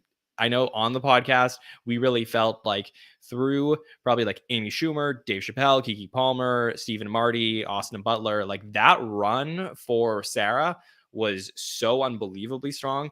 I mentioned I had casuals, like people who just watch the show and don't dive any deeper, text me and be like, who is this Sarah Sherman person? She is so amazing. And I really felt like, okay, 2023 is going to be Sarah's year. I don't know that it was. I think there was some good, but it was a little bit up and down for me and inconsistent at the beginning of the year. So I'm not that sure what to make of her coming into year 3 because I expected it to be like a moonshot rising up in the rankings from the season. And it was really just some positive momentum. So if, the trend continues, Bill, we're probably going to get like another step up, but I don't know that we're until, some of the more seasoned women of the cast leave the show that we're going to get the type of Sarah Sherman taking over that we expected. Yeah, I think, I don't know. I disagree a little bit because I believe that going into the season, while we were high on the hopes of the squirm aspect of her, I don't know that we knew that there was going to be enough there every week that, was she going to be able to do the shock stuff every week? And she started playing some more mainstream roles as well. And part of that long run that you talked about. And of course we did get the squirm stuff as well with Eyes and Jewish Elvis and the roller coaster one with Michael B. So I don't know. It felt like the best of both worlds for her. I do wish she was higher up on the list. Do I think she'll surpass Heidi or Ego as long as they're on the show? Probably not. But I'm a lot higher on her going into season 3 than I was in season 2, only because I feel like she has more range than we were led to believe. Yeah, that's true. Mike, before you go, I was going to say, like, we're talking about what Michael Longfellow can do in season 2. Well, think about this. Sarah Sherman coming out of season 2 of the show, we know that she has a semi-permanent spot at the update desk where she's either going to do Sarah News or a version of Sarah News like Genesis Fry. Sarah Sherman will be at the desk maybe once every cycle, if not once every 2 cycles. So that is a for sure guaranteed baseline screen time. At the same time, we know we're going to get a weird Sarah sketch probably once every few episodes. So for me, there is a baseline of like what we can expect from Sarah. The question will be, will we get more than that in season 3? Definitely, along with maybe Longfellow, like one to watch in season 49, because I think Sarah could go a lot of different ways, could definitely become more mainstream and be more of a leading lady. Like Bill said, as long as Heidi, Ego, and Chloe are here, then they'll occupy those kind of, straight roles that are just playing the girlfriend or the mom or the game show contestant or something like that. Whereas Sarah might, be working with, Louis and effects for a while that week and trying on eyeballs that she's like, oh, I can't run lines for that sketch in the game show. Like Chloe can do that kind of thing, which is, more fun for her, but also is like, that kind of Dismukes boomer bust thing. If the sketch gets cut, you might not see Sarah at all. But she's appeared on Update 7 times so far in 2 seasons. And my big takeaway from Sarah is I thought her characters on Update were like way funnier than Sarah News. I don't know if that's a hot take or a cold take, but Trish Dale, Peppa Pig fan club president, and Genesis Fry were like easily maybe my 2 favorite Sarah appearances of the season. I thought like they just showed more from her that I was missing, and were just like insanely funny. She writes with, like I said, Dan Bula, Celeste, the PDD boys. Definitely a favorite in the room. Friends with Molly, friends with probably everyone at this point. So Sarah's gonna have a really fun season 49. We're gonna have fun watching her, but has her fan base for sure already, and I think the sky's the limit. John, final thoughts on a really fun to talk about cast member. Yeah, I think Genesis Fry is a version of Sarah News, if I'm just being fair about that. But yes, I agree with your point and your sentiment, Mike, that there is a lot of good here. And again, it's just she's so like enigmatic in her energy. Like there's something about her that you just like see star when you see her on the show, that that her progression is so normal, and I just expect her to be bigger and better than normal in terms of the numbers. But that's okay, that what she's doing, because I think that she's doing exactly what she needs to do to continue to grow on the show. So don't mean to talk about out of both sides of my mouth, but I do just feel like the more Sarah, the better for me. Would you say that she's under or overrated by the fans? I think she's properly rated by the fans, if I'm being honest. Okay. Just because I know people like really like her. I've definitely seen way more love than hate for her. Where maybe some people at the top of the list from overexposure get more hate from fans, but like it seems to me like she can kind of do no wrong, which is, I'm a fan, so I like to hear good things about her.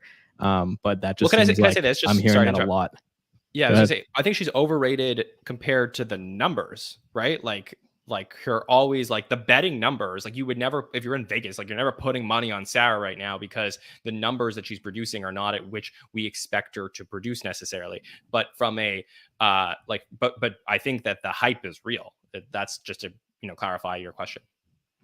Yeah, just curious because it's just somebody that, again, like I said, going into season 3 for her, definitely getting a promotion, and like people have talked about, like you said, being on Update, or it just, I don't know if it's gonna be like, if she's gonna be an 80 or a Cecily, but that's okay. But I think she could be a Kate.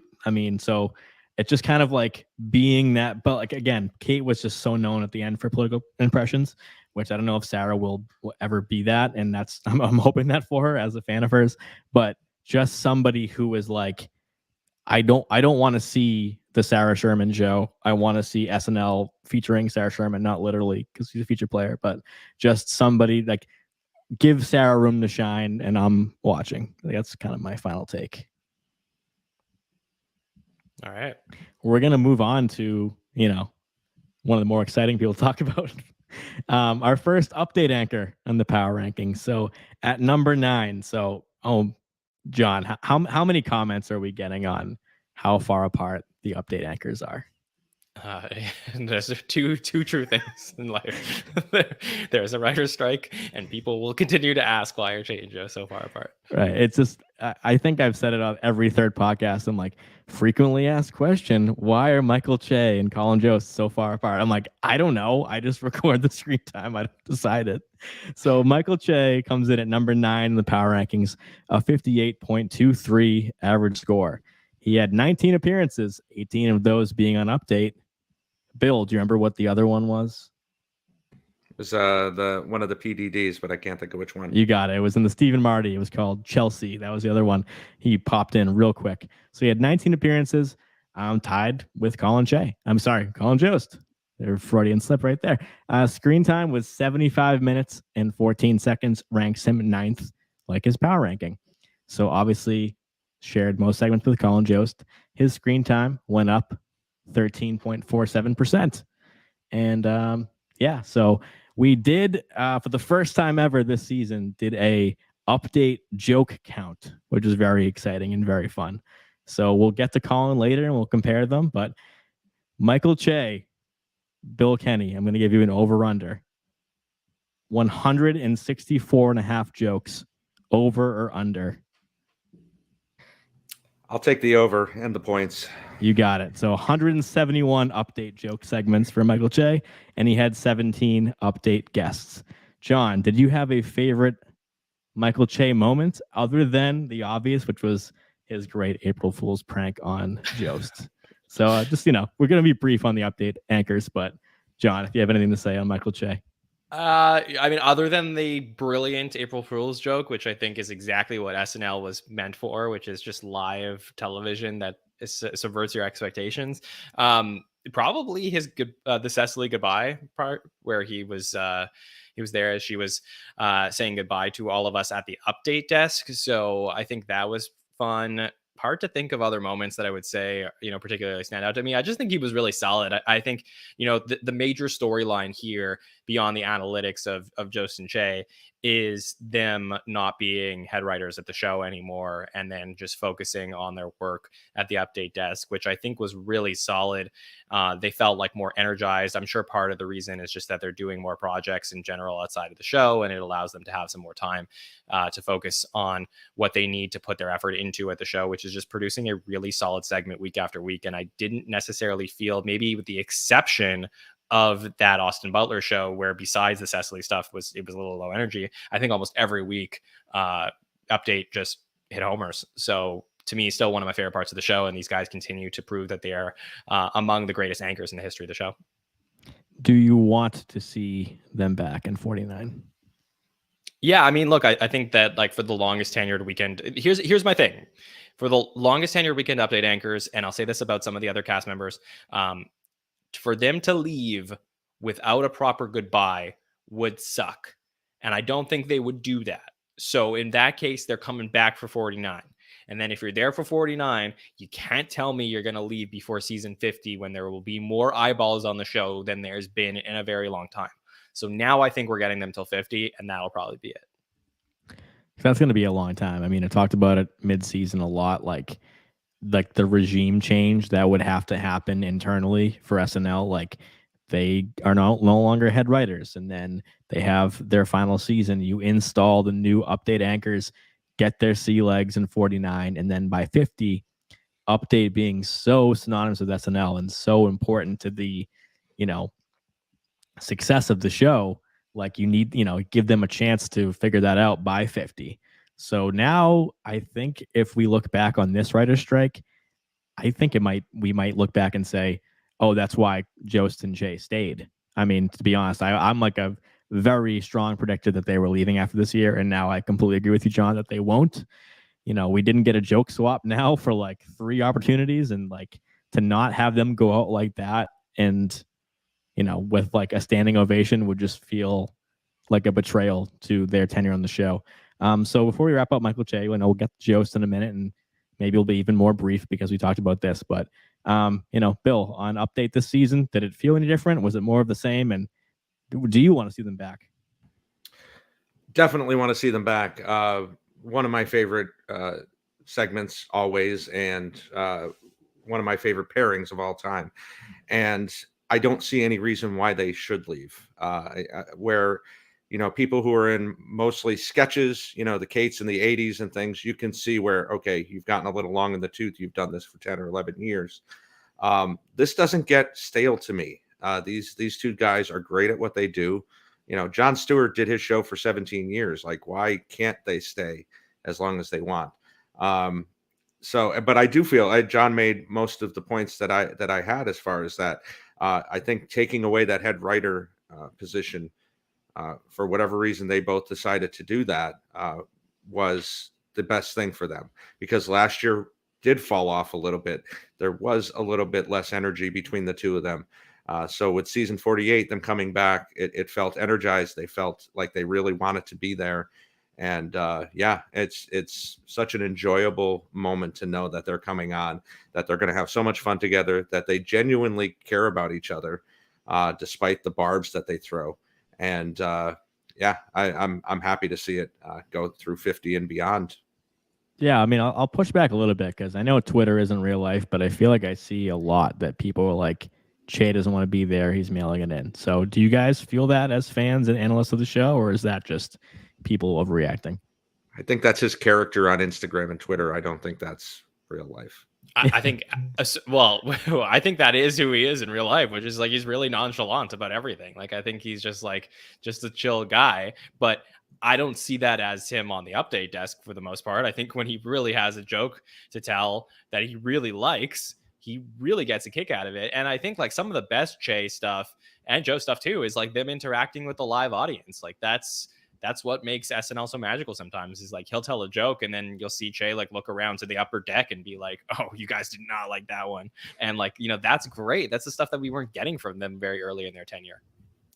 Yeah, absolutely. And I mean, Che is one of the only like kind of like darker sense of humors on the show right now. So I would miss that for sure if he left, because I love his stand up. I love him on Update. But yeah, let's move on to number 8. All right, number 8, getting up there right now. Yep, we're in the top 10 fully. And yeah, when we started By the Numbers and season 46, I just could not stop talking about this cast member, because I was just tracking these trends and I was like, this cast member is just consistently building.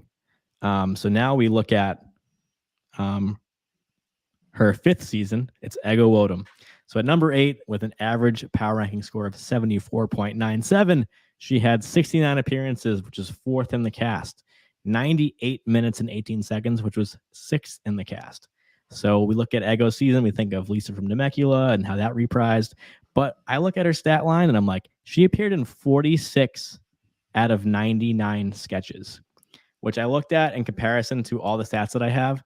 That's behind only Kenan and Beck of the past 4 seasons. So like, if there was a live sketch this season, like Ego was going to be in it like half the time or more than half the time. So another one that was surprising that has been trending all season is she's been in like so much 10-to-1 sketches. We think about 10-to-1s, we're like, oh, it's going to be more of like a unique oddball voice type of cast member, but right away was in like the Caribbean Queens one, and and from then on stayed in there. So 21% of her high screen time comes in 10-to-1 sketches. So just 2 Ego stats that I haven't said in the previous 2 seasons. So Bill, I know you're an Ego guy too, like me. I just, she can do everything. So looking at her stats, also peaked like Punkie in the MTS episode, and really didn't have a down episode other than Quinta and Ortega. So other than that, was pretty solid. Was only number 1 once, but top 5 in a lot of episodes. What do you think, Bill? Yeah, outside of Heidi, my favorite cast member for sure of this current era. And at times it felt like, maybe because it was just the consistency of her being in every episode, but she didn't feel to dominate any episode. And this kind of bears that out looking at this.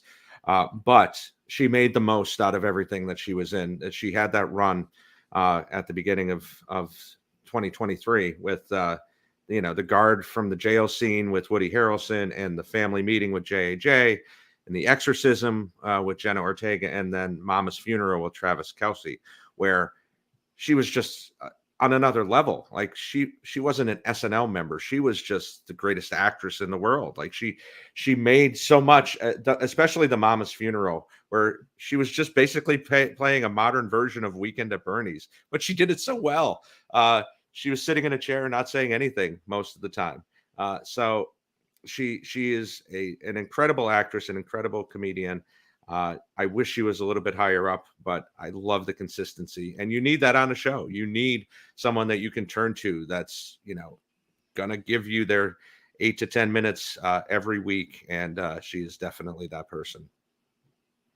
Yeah, I mean, John, I'm going to go to you obviously next, but like, I think that she is the female Kenan Thompson. Like, elevates every sketch, not always the most noticed person, but is always consistent, and is like a born live performer. So if you're a Kenan fan, then maybe you like that comp. If you're not a Kenan fan, maybe you won't like that comp. But as someone who just consistently talented, and I feel like never messes up on stage. So when I look at Ego, I'm like, I think she's underrated still, because maybe people don't know her name outside of the fan base, or the commercials on TV. But I just, with Ego, I think I'm always wanting more because I like her so much. She definitely didn't have a down year, stats up, screen time, appearances, everything, especially with all the great women leaving the cast. But I really want to know your opinion, John, of like, is Ego meeting her potential? Because I think that her potential is so big and stats back up that she is doing a good job. but like, is there anything missing? Because, I'm glad that Bill mentioned some of these roles that she's had. And we've talked a ton about the traffic sketch and how she pops into that. And, the funeral sketch, how she didn't say a word, but stole the show, things like that. So I'm just curious, is there a next gear for Ego that she hasn't hit yet that we should look forward to? Or is she just smooth sailing? I think there is probably a next gear, which is, I still think 46 was probably her peak thus far on the show. And this was probably maybe her second best season. Like, she was very, very solid this season, completely reliable. She goes from, in her career, she's averaged 3.14 sketches per episode. Now she's up, just this season alone, she averaged 3.83. So, every 3 out of 4 episodes, basically, we got an extra Ego sketch. And, my thing is like, she does a lot. Like, she can do impressions. She's a very solid role player, like you said, a la Kenan, in a bunch of sketches. So she's always going to be placed there. I think people like to write for her. They like to work with her. She has a pretty good baseline of, like, you expect her to have at least 2 minutes in every single episode. So I think the number potential is there. She also has characters that are popping outside of the show, like Lisa from Temecula, despite that, us here maybe didn't love the second one as much and, had to come around on the first one in certain senses. That was, such a huge character outside of the show. I'd say biggest character that's popped outside of the show probably in the last 3 years at least. So that's, very important for her and people wanting to see her on the show and SNL being incentivized to put her on the show. Here's my negative is look at the pie chart. I really think that we need to expand her into pre-tapes a little bit more, on Update even more. I think that, it's great that she's such an amazing live sketch performer, but I want to see more balance from her in terms of what she does on the show in that sense, because 80% of her time is in live sketches. That pre-tape number only 6.93%. Basically, her time in pre-tapes this season is just a little bit more than her time on Weekend Update. And that's not enough for me. So I would say that's the point where I would focus for Ego next year is like, let's push her a little bit more into some pre-tapes. Took the words out of my mouth. Pre-tapes. I was hoping that maybe some collaboration with some of the newbies more, or maybe taking some of the slack from Chris and Pete leaving. I know we hope that about Punkie. But yeah, it's just like, it almost, like I said earlier, like elevating sketches, which is never a bad thing, but is like the sketch is written like just add Ego and, preheat the oven for 400 degrees and you'll make a great sketch. It just like Ego will be anything and be good. But like she has a voice, like there's, the fed up mom, like that she did an Update, and the wife in the exorcism sketch, like this, that she plays so well. And she also like plays like a hot girl well, like in the Miles Teller rooftop sketch or like the towel guys sketch, like always will be funny to like have a line and walk off, especially with like Chloe or somebody like that. But yeah, the pie chart is jarring, John. I mean, 81% in was over time was in live sketches, but also like, an hour and 20 minutes of her season was in live sketches. Like I said, a lot of it was in 10-to-1s. So can I also make a historical comp for her, basically, like looking at her sketch average numbers. By comparison, she's averaging about the same amount of sketches you would see from Ego in her career, same amount as Mike Myers, which is an interesting historical comp for me because, Mike obviously popped came in with all these characters, Sprockets and Wayne's World and all this stuff that, that he was doing on the show, and then would actually disappear from a lot of aspects of the show. So it's interesting to see because like Mike Myers to me was such like a niche performer on Saturday Night Live, and screen time wise, appearances wise, I think the numbers are pretty comparable there. So Bill, I know that like you're a big Mike Myers guy, so I'm curious if you see that at all, just in terms of like the just pure metrics of it. Also, happy 60th, Mike Myers. Happy birthday. Wow. Now that's career number, or you're doing by season? That's career. So like from what we've seen on average in Ego's career is about the average number of times that we saw Mike Myers on screen in his career. I can see that with later Mike Myers, with the difference the way SNL is made today, without the recurring characters. Obviously, Ego having one of the few with Lisa from Temecula, it's a little harder to kind of place them being so close together.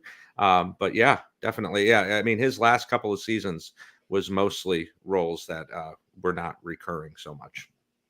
Yeah, that's fair. And then by design, obviously, with some of his castmates leaving the show. But just for historical comparison and for the fun of it, so career-wise, she's averaging Mike Myers' numbers.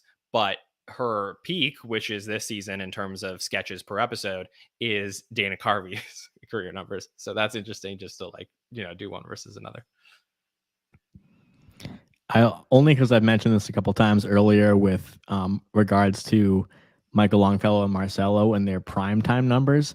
Like I mentioned with the 10-1 sketches that Eggo's been in and been in a lot of live material, like her number is so low for primetime percentage. So if you're a fair weather SNL viewer or, just kind of like see the cold open on YouTube or update or something like that, like 46% of her time has been between the cold open update, which it means that 54% of the other time is after update, which is kind of insane because the next lowest number, and they're all like really tight together from Punkie to Michael Longfellow, 62 to 85.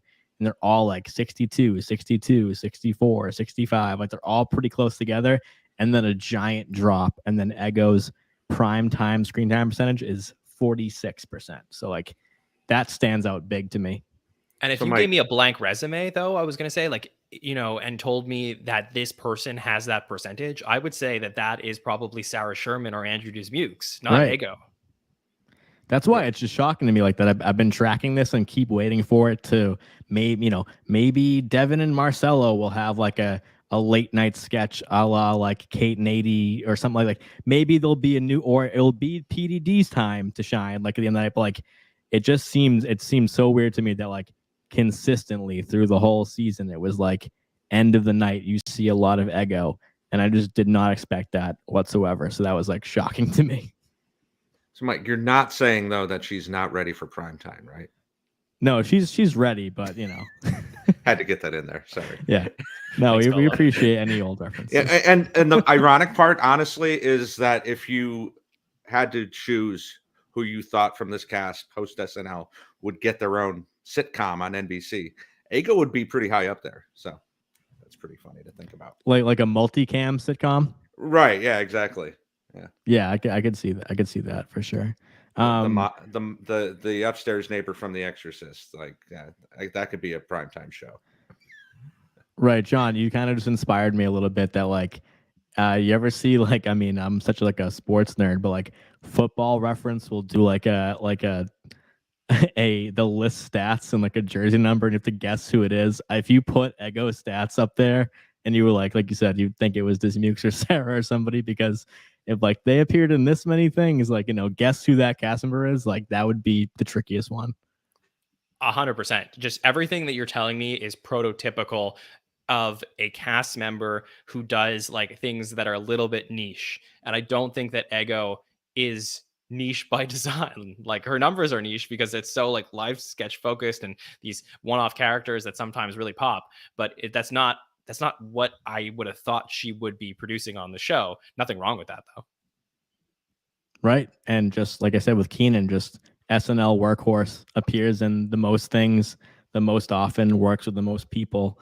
And just that's Eggo for you. Just such a gifted live performer. On to number 7. Yeah, let's do it. Let me bring up number 7's card, which is going to be James Austin Johnson. So by far the highest featured player out of the 4 rookies and Sarah. So we have James at number 7, averaging a 76.44. So clearly, again, if we did that, guess the cast member, you would think that this would be a repertory player because of these numbers. So he had 62 appearances, which ranks 5th in the cast, and 90 minutes, 53 seconds of screen time, which ranks 7th in the cast. So obviously, I'm going to get this out of the way.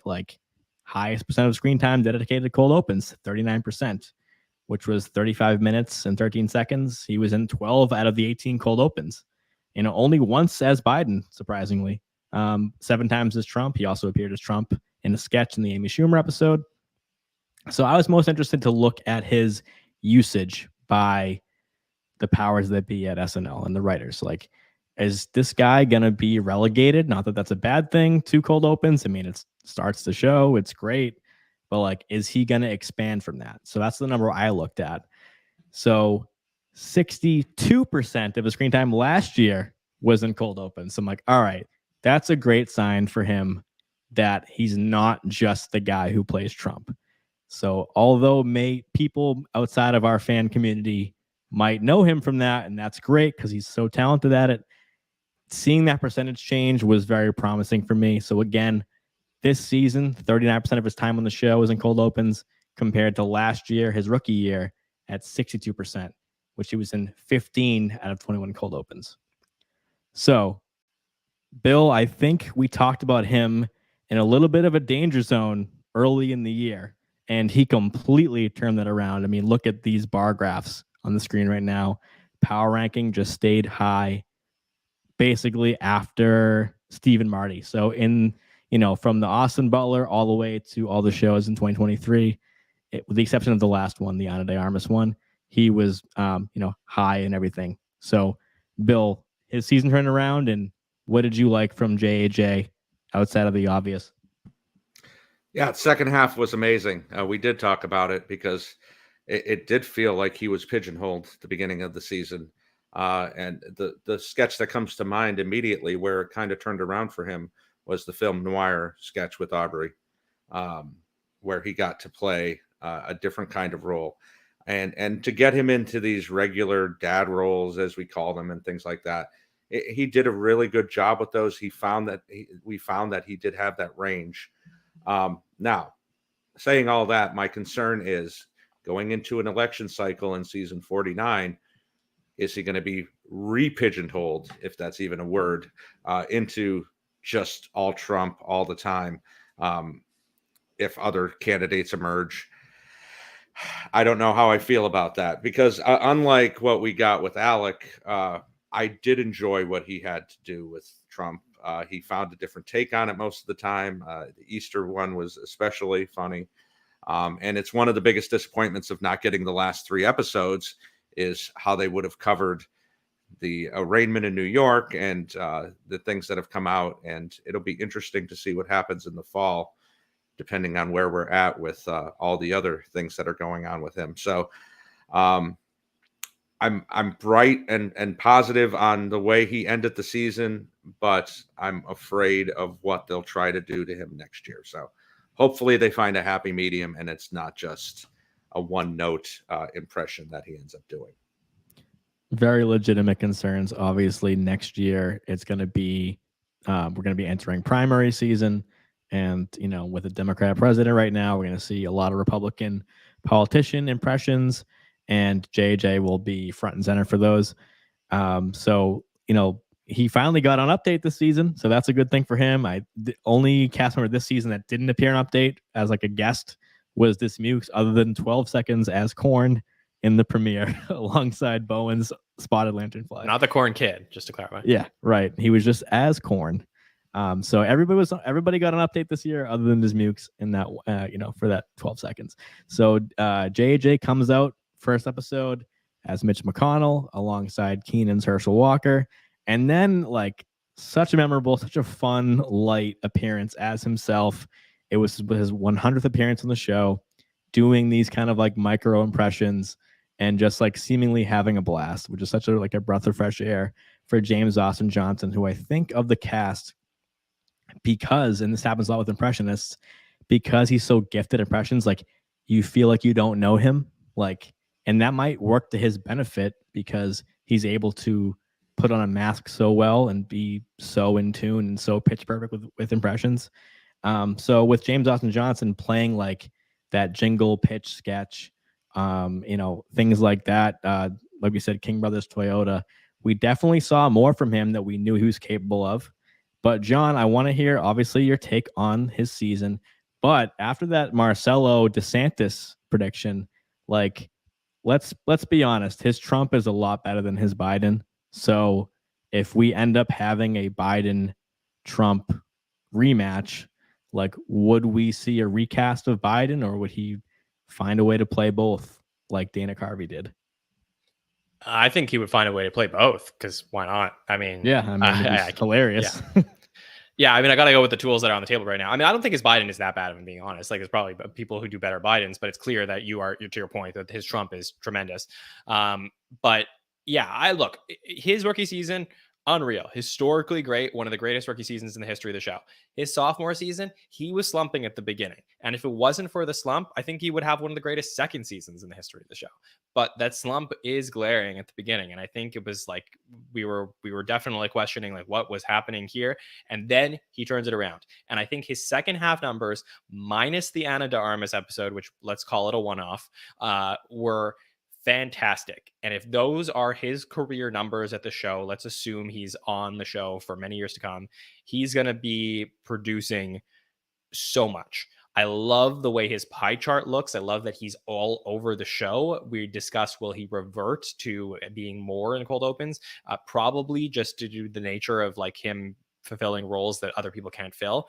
But I really love that in hopefully non-election years, we're going to get pie charts like this from JAJ. Now, my question is 7 his peak? He's 7th in the power rankings right now. The only way, in my opinion, for him to be higher than 7 is for the cold opens to obviously extend, and then he would end up being a major part of those in the future, which is, natural during an election year. Or if like the current format of the show, let's say non-election year, is 7 his peak? That's really my main question. And I think so. Like, is that a hot take that I think that I don't know that I expect him to be like running around in a bunch of sketches in a given night? Like, I think he's very solid and good, and he's figuring out how to write for himself in live sketches. But I don't know that I see him in like 6 sketches in a night in a given episode. I just think he's going to be, the screen time is going to be very high, but I don't know that the number of appearances is always going to be extremely high for him in his career. I don't know if that's a crazy take or not. Well, if he becomes like Beck, then I think he could get to like 4 or 5. So if there's not somebody who's doing the Beck thing, doing voice work consistently, we saw JAJ do more of that this season, then he could definitely get higher than 7. I think, though, that as far as I go back doing these stats on previous seasons, I don't know if we're going to see a featured player at 7, and I'm not going to say ever because it's a lot of seasons, but like his stats back-to-back featured years, I think are like almost unmatched. I don't, by the way, I don't see the Beck comparison. Just like, I understand like what you're saying, but I don't see it because Beck is actually, from a numbers perspective, like an all-time, like he's in the top 20 in episodes. Right. Wouldn't that be his ceiling then? Like his ceiling would be to be a utility male live performer on SNL. Like that would be his ceiling. I don't think he's very much like Beck, but if you were to get higher than 7, it would be because like no one else in the cast is like could do Beck roles. Like now there's no Moffat, no Kyle. Yeah, I just don't see JJ as an everyman, and I think Beck was that, and like he was so like blank canvas as to like we can turn Beck into anything, and I do think that JJ is like more seasoned in terms of like he's just like methodical in the roles that he plays on the show. But just from a numbers perspective, so the listeners are following, like Beck Bennett averaged 4.51 sketches per episode in his career at the show. That's top 20 all time, really closer to top 15 if you take out like the one season outliers. So that is like historically great. JAJ right now is averaging for his career 2.87. I know it's only 2 seasons compared to like many seasons for Beck. So obviously he can keep raising that, because this season alone, JAJ averaged 3.39 sketches per episode. So obviously a boost there. So that would take him up there. But we're talking, 3.39 compared to 4.51 is a difference. Absolutely. And one prediction for you. I think James will continue to play Biden, if it is a Biden-Trump thing, until we get to the debates, which wouldn't be till season 50. And I think at that point we might get Dana Carvey. That's my prediction. A year and a half out, if it gets that far, and it's season 50, and you need to do the presidential debates between Trump and Biden, that's how they'll do it. They're not going to do another Spade standing in Perot's place while Carvey does Bush like they did in 92. So, yeah, you know what, Bill, you won me over with that, because it's season 50. That makes a lot of sense. And he'll be a lot closer to 82 than James Austin Johnson will be. Yeah, for sure. I'll just say to wrap up my overall thoughts on JJ, which is like, continue doing what you're doing, man. Because like this second half of the season, like I said, minus ADA was just unreal stuff from a second year performer. So if that was to continue at least through the first half of 49 before we start getting into the more political stuff, to me, just that chunk 2023 could be an incredible calendar year for James Austin Johnson. On to number 6, which is statistically the most improved SNL player of the year, which is exciting because this is somebody who had a not great season 47 and had an unreal 48. So it's Chloe Fineman, came in with Bowen in 45, and now here we are with the departure of those lovely ladies, 80, Kate, Cecily. So now it's like it's Chloe's time, and she did it. So I think there was a chance that she had not a great season and might kind of just bow out quietly, because that happens sometimes with impressionists, first of all, and with some other players in SNL history. So the actual stats, her screen time went up 119%. So by far highest in the cast. Last year, 2 minutes, 18 seconds per episode. This year, 5 minutes, 3. Average power ranking literally went up 100% from a 39 to a 78. So at number 6, it's Chloe Fineman. In her 4th season, appearances were 78, which second in the cast, tied with Heidi. Screen time, 90 minutes, 49 seconds, which was 8th in the cast. Her and Heidi were a storyline early on with the Meg Thee Stallion episode. They had like 2 duo sketches. They had an update piece, and they had like that workout sketch. A lot of technical errors, but there was another like Heidi and Chloe could be the new Kate 80. Like, we'll see. But yeah, they were in 44 segments together this season. So Chloe's numbers, she had 3 kind of down weeks, which were Chappelle, Keke, and Aubrey Plaza. Other than that, was like across the board, had a great year. Another decent pie chart, appearing, in the cold opens as Nancy Pelosi. She did that once. Was on Update, I think with Heidi, and then was it with Mikey, or was that Heidi? I think. Anyway, I think Chloe's season, like I said, is the most interesting to me on paper. She had the most pre-tape screen time of the cast, almost the same as last year, about 11 minutes, and the second highest pre-tape percentage of all time. 12.13% of Chloe's screen time occurred in pre-tapes. So that was just behind this season. Sorry, of the season. This Molly was a little bit higher at 15% of their screen time. So, John, Chloe going into last season as a rep player with Bowen, big storyline. Honestly, big disappointment last year. This year, complete comeback player of the year. What do you think? Yeah, definitely from a numbers perspective. I know from the eye test, she's hot. She runs hot and cold with a lot of people.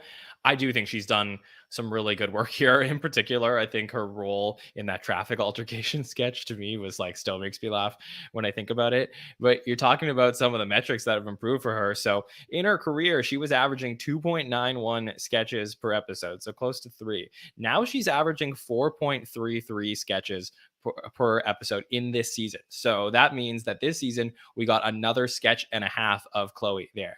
And I just think like, I know people are particular of the roles that they like to see Chloe in, but I think that she's like moved out of that role of just being the impressionist. Obviously we got the Coolidge stuff like this season, but she's not just like there and niched into impressionist. She's now become, a performer that is in a lot of sketches and a lot of different roles, and people seem to like enjoy loving to include her there. So I think she's such an important focal point of the show. And it just depends like if you like what she's giving to you, but I know that there's many times that I do. So I'm impressed with her numbers here. I think at like her worst episode she still had over a minute of screen time. So now we're getting into top 6, top 5. You're going to have those types of things, but for me this was a really solid season for Chloe. And I think defied a lot of people's expectations because, you know, she was probably in the same boat as somebody like Andrew coming into the season, which was like, we weren't sure what we were going to get from them, and they went in different directions. And I'm glad you mentioned Andrew, because Andrew actually had 10 minutes more screen time than Chloe last year. So we're talking about Sarah and JJ overperforming some of the, you know, more tenured players. So like Andrew Dismukes season 2, he's beating out Chloe and he's beating out Pete and Melissa.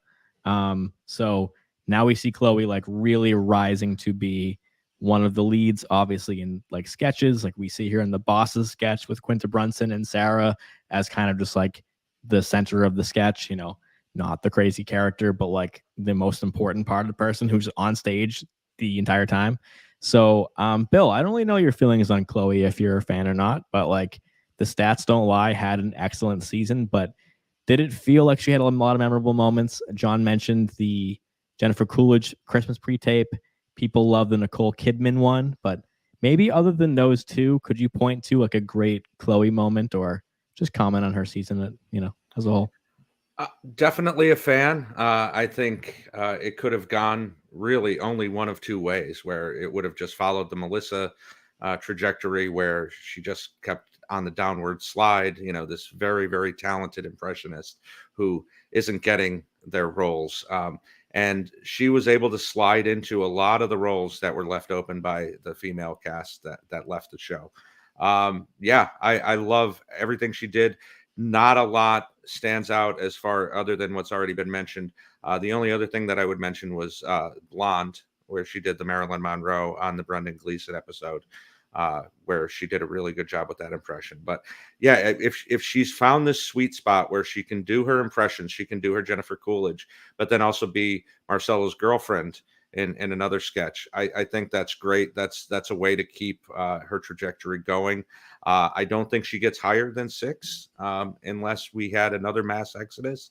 But yeah, if she's found a way to kind of give herself another 3 or 4 years on the show of being both the impressionist and the every girl, I think that'll be great for her.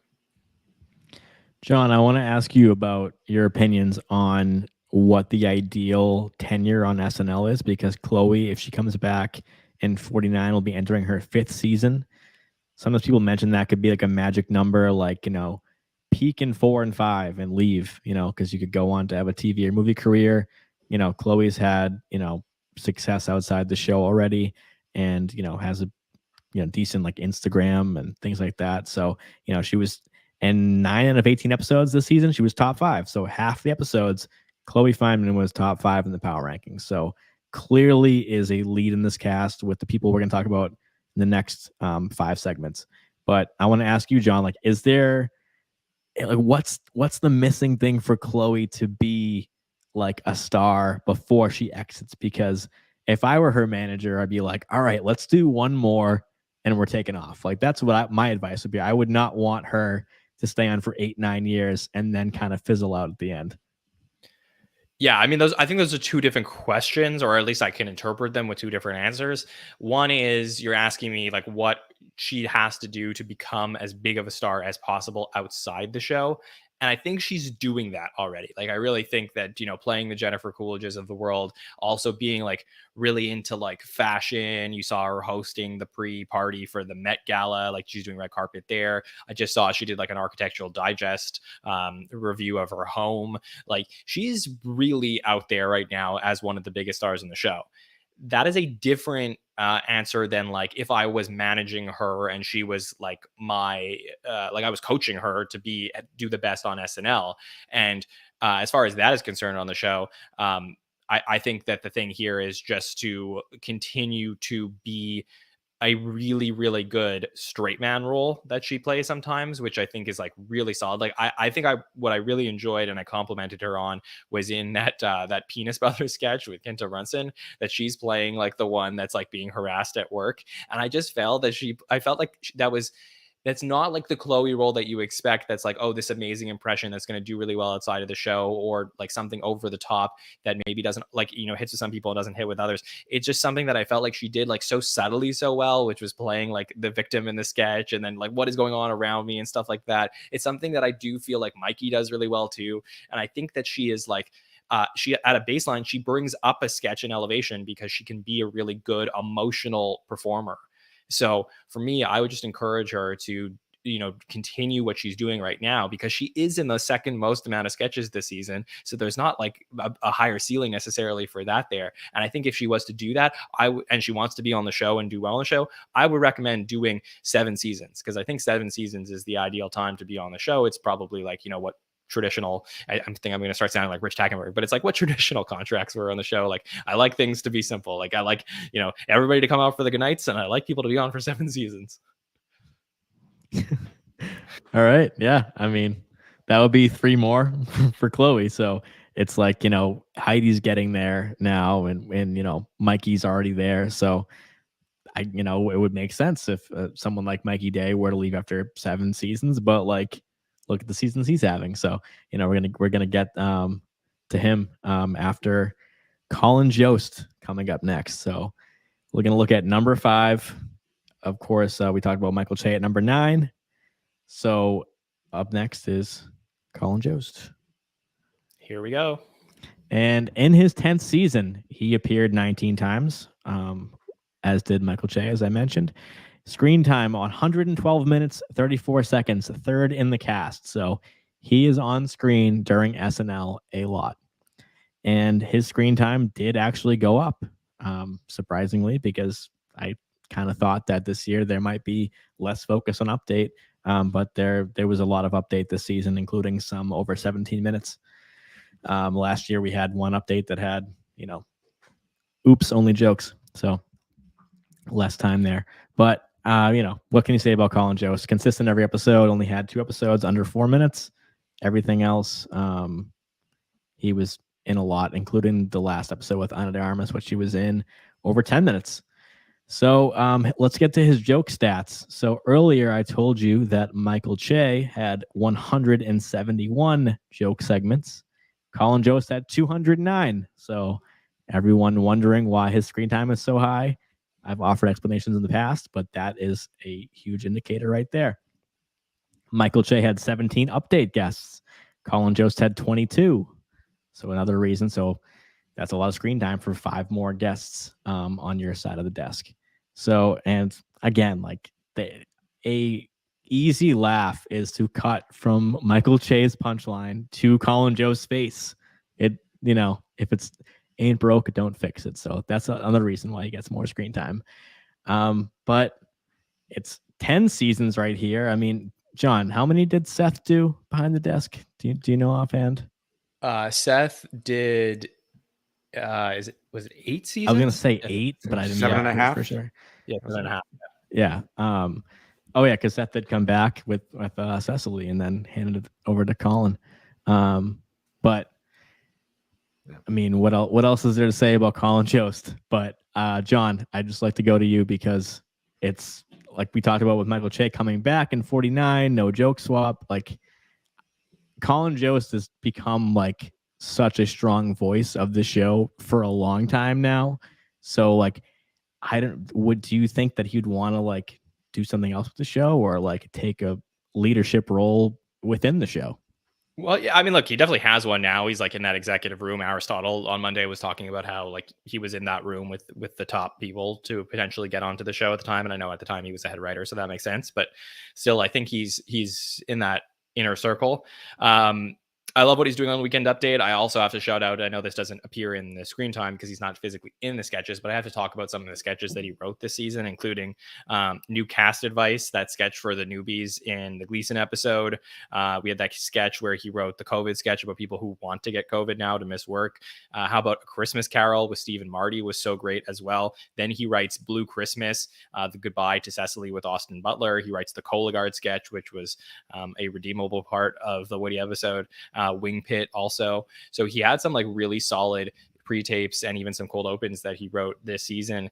And I think that, like I said, the lighter workload of not being the head writer has allowed him to write some solid stuff and then just be like fun at the update desk. I think his only down at the update desk was he was just like clearly very upset about Cecily leaving the show. And I don't think it translated very well to television when he was at the update desk during that episode. But everywhere else throughout the season, I think he's been high energy and a lot of fun. Those are some pretty dark sketches right there. I mean, other than the Goodbye Cecily, those are like some pretty like dark humor sketches, which I love from Colin. Bill, what do you think? Yeah, all the sketches that John mentioned, and he also did, I think, the Herschel Walker and the Blocking It Out for Christmas, right? So, yep. Yeah, I mean, the writing side of it, he was much tighter, I think, not having to do. I mean, I think Che only wrote, 3 or 4 sketches the entire season, including Lisa for Temecula. So I think the burden of having to write so much and look over so much, having that taken away has helped both of them. So I'm curious from both of you guys, do you think one would leave and the other would ever stay? Do you think there's a possibility of that? I know it's obviously happened many times in the show, especially since 2000. But can you see a Colin Jost and Sarah Sherman or a Michael Che and Michael Longfellow situation? At this point, I thought Jost would leave before Che, honestly, because I sort of felt like, everything that was happening for him outside of the show, investing in other businesses, getting married, having kids. I think I heard him once on Howard Stern talking about how he was like nearing the end and maybe he should start like looking the other way at his time at the show, where really the only, things that I've heard about Che leaving the show have been through his, up for 15 minutes Instagram posts sometimes. So I always felt like Colin would be the first to go. Now I'm sort of wondering, given the historical nature of their tenure at the show and what's to come, that maybe they will depart together. I would agree with that, Bill. I mean, I would say that it's possible, but I think very unlikely. I mean, we do have seen Colin without Che for a little bit. I realize that, but like them going out individually would seem like a very anticlimactic end to their run. That's my answer. Fully on to number 4. Let's do it. Number 4. I mean, finally, this guy. How many times have we heard like, you don't talk about this cast member enough? Well, we've given this cast member a lot of coverage on the SNL, and rightfully so. So it's Mikey Day. So 7th season, but he's been with the show longer than that as a writer, as we know. Appearances were 79. Sorry, I can't read that. 78. Sorry, which is 7th, tie with Sarah. 104 minutes and 45 seconds of screen time, which was 5th in the cast. I like this stat. Top co-star for Mikey was JJ. 25 shared segments they had, and Mikey came in hot with the Miles Teller episode. He was in that Grimace sketch, the rooftop sketch, and then he had a strong episode with Gleason, and then only a couple down episodes for him this season, which were Megan Thee Stallion, Amy Schumer, and Pedro Pascal. Other than that, Mikey, as a true vet that he is, was in the mix all year, has a great pie chart, was in a lot of cold opens. He anchored one of them as Merrick Garland, got us a live from New York then, I believe. And then was, like Kenan and Nego is in every other live sketch. And maybe my favorite live sketch of the year was the Heaven scene from Chappelle, which Mikey Day, I think like if he left the show, like that completed his arc on the show, because it referenced him being wild and out. It was Mikey being Mikey when he's in a sketch he shouldn't be in and being uncomfortable. And it kind of turned around that whole perception of Mikey as being like this consummate pro. So I just loved that sketch so much. There's been so much talk about his highlights this season, but Bill, I want to go over to you and hear if you have any more for us. Now, is John's interview with him on the Saturday Night Network canon? Is that part of the, or would that push him to number 1? Mike? Hey, let's. I mean, he had nice things to say, so maybe we should count. Absolutely. No, I think this is one of the most interesting. I don't even know the right word. Not trajectory, because he's been on the show for so long. But this feels like a different Mikey Day, and I'm not really sure what changed He's always been a strong writer, but he's always been more of a, background guy in a lot of the sketches. I feel like this year, other than Kenan, he was the most seen person in every episode. Waffle House stands out for sure. Jake from State Farm. Obviously, traffic altercation has been talked about quite a bit. So it almost feels like a Tim Meadows like change, where I mean, Tim was more in the background than Mikey was. But like around season 6 or 7, when Tim was suddenly the forefront of everything with the cast turnover, it felt like that with Mikey a lot this season, and good for him. I mean, he's well deserving. He's very, very funny. He's written so many great sketches in the last 8 or 9 years. So if he's finally getting his due as kind of the front running male other than Kenan, bully for him. I love talking about Mikey this year, Bill, and some of the sketches you mentioned. Like, John, do we have a social media count on like the favorite sketches of the year? Because I bet he'd appear in the most popular ones, including, I think, number 1 you said on the roundtable, which was traffic altercation with Quinta Brunson, Chloe, and Ego.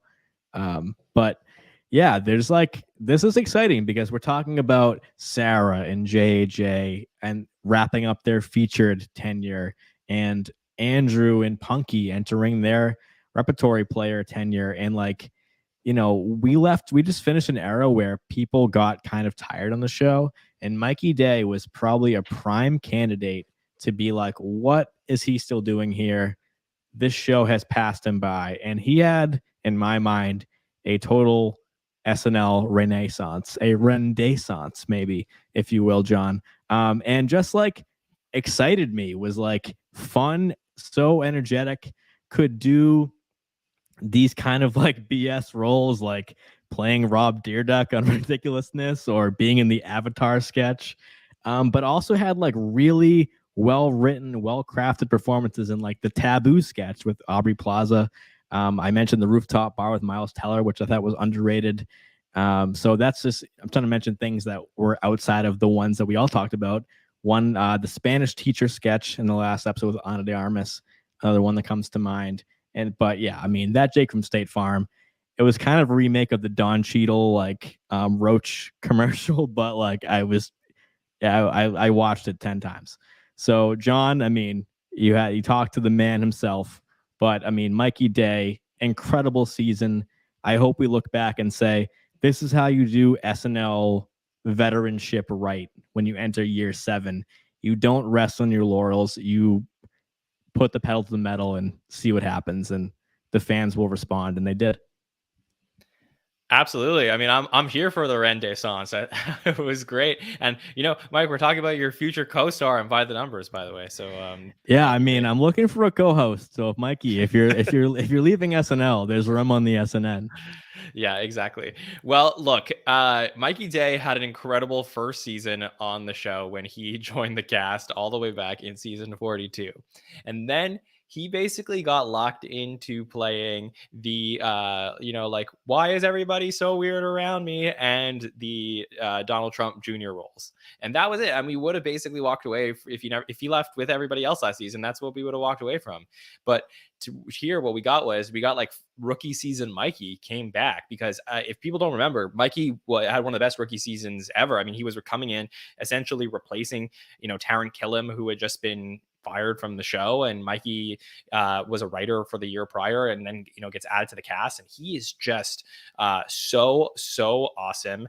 And I think that, in my opinion, if he was in the Sudeikis, Seth Meyers, all the Fred, all those people, if he was in that era of the show, I think we'd be talking about him as an all-time great cast member. But I think he was actually, for whatever reason, just wasn't a great fit with this era of the show, like the Kate Cecily 80 era. I think he wasn't a great fit in this like Trump time, unfortunately. And I think that overshadowed what would have been one of the, great SNL careers. So look, if he continues this for another season, first of all, I'd love to see him come back. I don't like to see, I don't want him to leave on top. I think he has more to bring to the show. And I asked him, and he said he was coming back. It's not a for sure, it's not a promise, but he said he's interested. I think he should come back, and if he produces another season like this, then like we can really say like Mikey Day just like is getting up there in the power rankings of all-time great cast members, because he has the chops. He's definitely one of the greatest writers in the history of the show. I could tell you that with some of the sketches that he's written. And then from a pure analytics perspective, the numbers here are fascinating, Mike, because Mikey Day 3.72 sketches in his career average. This season, 3.33. He went down in the average number of sketches for this season. But the quality of the sketches was so strong that nobody noticed. So I find that so fascinating just from an eye test versus numbers perspective, where everybody loved the eye test this year. Sometimes less is more. I mean, he was a 67.21 average power ranking last year. He was fifth behind Kenan, Cecily, Jost, and 80. And now here he is at fourth. So he rose up, and everything, stat wise did, other than, like you said, career per episode appearances. But that's a great pivot to go to this stat that I have, which is he had the highest screen time per appearance of the cast outside the update anchors. So 1:45. So all these sketches Bill and I mentioned, like, he also appeared on Update with Kenan and Punkie. It's like they all were like Mikey front and center. Or back in the background in the Waffle House sketch, which he clearly, stole the show right there. So it's just so fun and refreshing to see that, if I can use that word, like probably for a third time, is like Mikey Day coming out guns blazing was not something I saw coming. I really thought that, maybe he wants to stay on the show. He's having a great time, then great, happy for him. But I'm sure that someone like Lorne would be like, we want Kenan and Mikey to shepherd the rookies to keep this show going, keep the DNA. SNL does a good job of that. If you look back at previous eras, kind of having a lingering cast member, Daryl Hammond obviously did that maybe twice, and Kenan's done it a lot, but like having someone just kind of hand the keys of the car over, and Mikey's perfect for that because he's a writer first. So having Mikey having a strong on-screen season just made it a blast for me. And love you too, Mikey. Let's chat. 100%. Yeah, I was really also just say, like, absolutely thrilled that he was so excited to get to talk to us, and I'm sure we'll get a chance to do that more in the future because he has more stories about SNL sketches than a lot of people currently there. Absolutely. So we're now entering the top three, the final three of season 48 cast. And we're going to go to the top performing woman of the cast, which, Bill, you want to reveal it? Well, yes, of course. It's the incomparable Heidi Gardner. Heidi Gardner. What more can we say about Heidi Gardner other than she effing killed it this season? Average screen time in 45, 355, actually dipped in 46. We're like, all right, like what's going on with Heidi? I feel like she was taking a step forward in 45. And then in 46, she went down to 3 minutes, 46 seconds. 47, 321 per episode. In season 48, 6 minutes, 10 per episode. That is a crazy good number. So I want to lead off with that stat. Total appearances were 78, tie with Chloe for second place. Screen time total was 111 minutes and 6 seconds. That is fourth in the cast. My favorite Heidi stat I prepared this evening was a brand new stat that I'm debuting right now, which is a cast co-star index. I averaged everyone's appearances with every other cast member. So if you're watching with us, you'll see she shared 44 seconds with Chloe, but I also averaged her appearance with everybody else in the cast, and she had the highest score. So that means that Heidi has appeared the most with the most people, which I think is a great stat to have because it means your versatility is good, of course, but it means you work well with everybody probably because you've appeared with everybody the most. So I really liked that stat. And yeah, even more than Kenan, which I would expect Kenan would have that the last like 7 years, but this year was Heidi. So looking at her season and her bar graphs, They're excellent. Her screen time up 85%. Her appearances per episode up 38%. John, what do we have on Heidi? We're a huge fan of her on this program. Yeah, I love Heidi. I think that she's so great on the show. I was so thrilled that she finally got the opportunity to flourish. I just think that she was really, like backup quarterback in a lot of senses in the last few years. And then now that a lot of the veterans left, we could see that she is capable of putting up seasons that are amongst some of the greater seasons in the history of the show. I mean, screen time and numbers wise, they're just fantastic. And she really padded the stats in almost every aspect of the show. Monologues, there wasn't a lot of cast members in monologues this season anyway, so that's hard to talk about. But cold opens, live sketches, pre-tapes, update, she was there every single time. And then, she rarely had down episodes. I talked at the beginning of the season, and like one of the big talks about the fall was like how great of a utility player that she's become. And I believe she is the ultimate utility player right now on the cast, at least on the women's side of the cast, where, every writer seems to want to put her in their sketches. She seems to anchor a lot of the cold opens as well. So for me, I think that she's she had a very solid 6th season, and I think she's primed to be very good on the show for another few years. So I'm very impressed with that. She went from 3.66 sketches average in her career. This season was 4.33. So that's a major jump as well, as Michael alluded to. So all the numbers are up here from Heidi. And then as far as quality is concerned, I just really feel that like there was a few update pieces that I particularly connected to this season that I got to enjoy again. And I think that was one of the big things was we had asked her, in previous years, like to get away from the update desk. And then everyone was like, well, now that you're away, we want you back there. And this year she was able to find that balance where she was able to, bring back, the boxer thing with Michael B. Jordan and then produce a couple other solo ones. So I think that the balance here in terms of her range on the show is really strong. Great season for Heidi. Absolutely. A stat that I just found out right now is she appeared tied with Kenan with 10 appearing in the first sketch the most. So a lot of faith in Heidi, like Johnny mentioned, cold opens, thinking of the one with Marcello most of all. But there's also like Fox and Friends and other ones as well. But 10 out of 18 episodes this season, like she was in the first sketch, which I just this season I've been putting more weight on this program to like highlight that because I think it's more important than we think, and I talked a lot about it. So I wanted to point that one out. But also I went in this afternoon to do prep for this show and was thinking like, oh, I want to see if Heidi suffered when Cecily came back and if she flourished when she left. And I was kind of surprised that she had like really strong episodes with Cecily. So you might think coming in, John, our first show this year, I highlighted, I was like, oh, this is the first episode in so long to have no Kate, no AD, and no Cecily. I think I had, the number of episodes that had been since then. It had been so many that I'm like, all right, this is Ego and Heidi's time now. And then I'm like, all right, Cecily's going to come back and Heidi's going to suffer. And really did not. So, I mean, the Keke episode and the Stephen Marty episode were not great for her, but every other episode that included Cecily, like Heidi killed it. So I thought that was surprising. Bill, over to you. Biggest Heidi Gardner fan in the room. Let's go.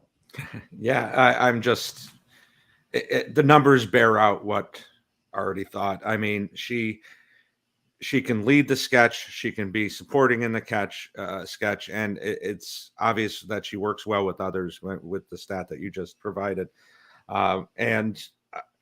She's just such a phenomenal actress as well. I said this about Ego, and I say the same about Heidi. Probably my favorite moment, not my favorite sketch, but my favorite moment of the entire season was in Christmas Epiphany, and just her facial expressions in that. I mean, it was just phenomenal to be that good of a comedian, to be able to do that without any words.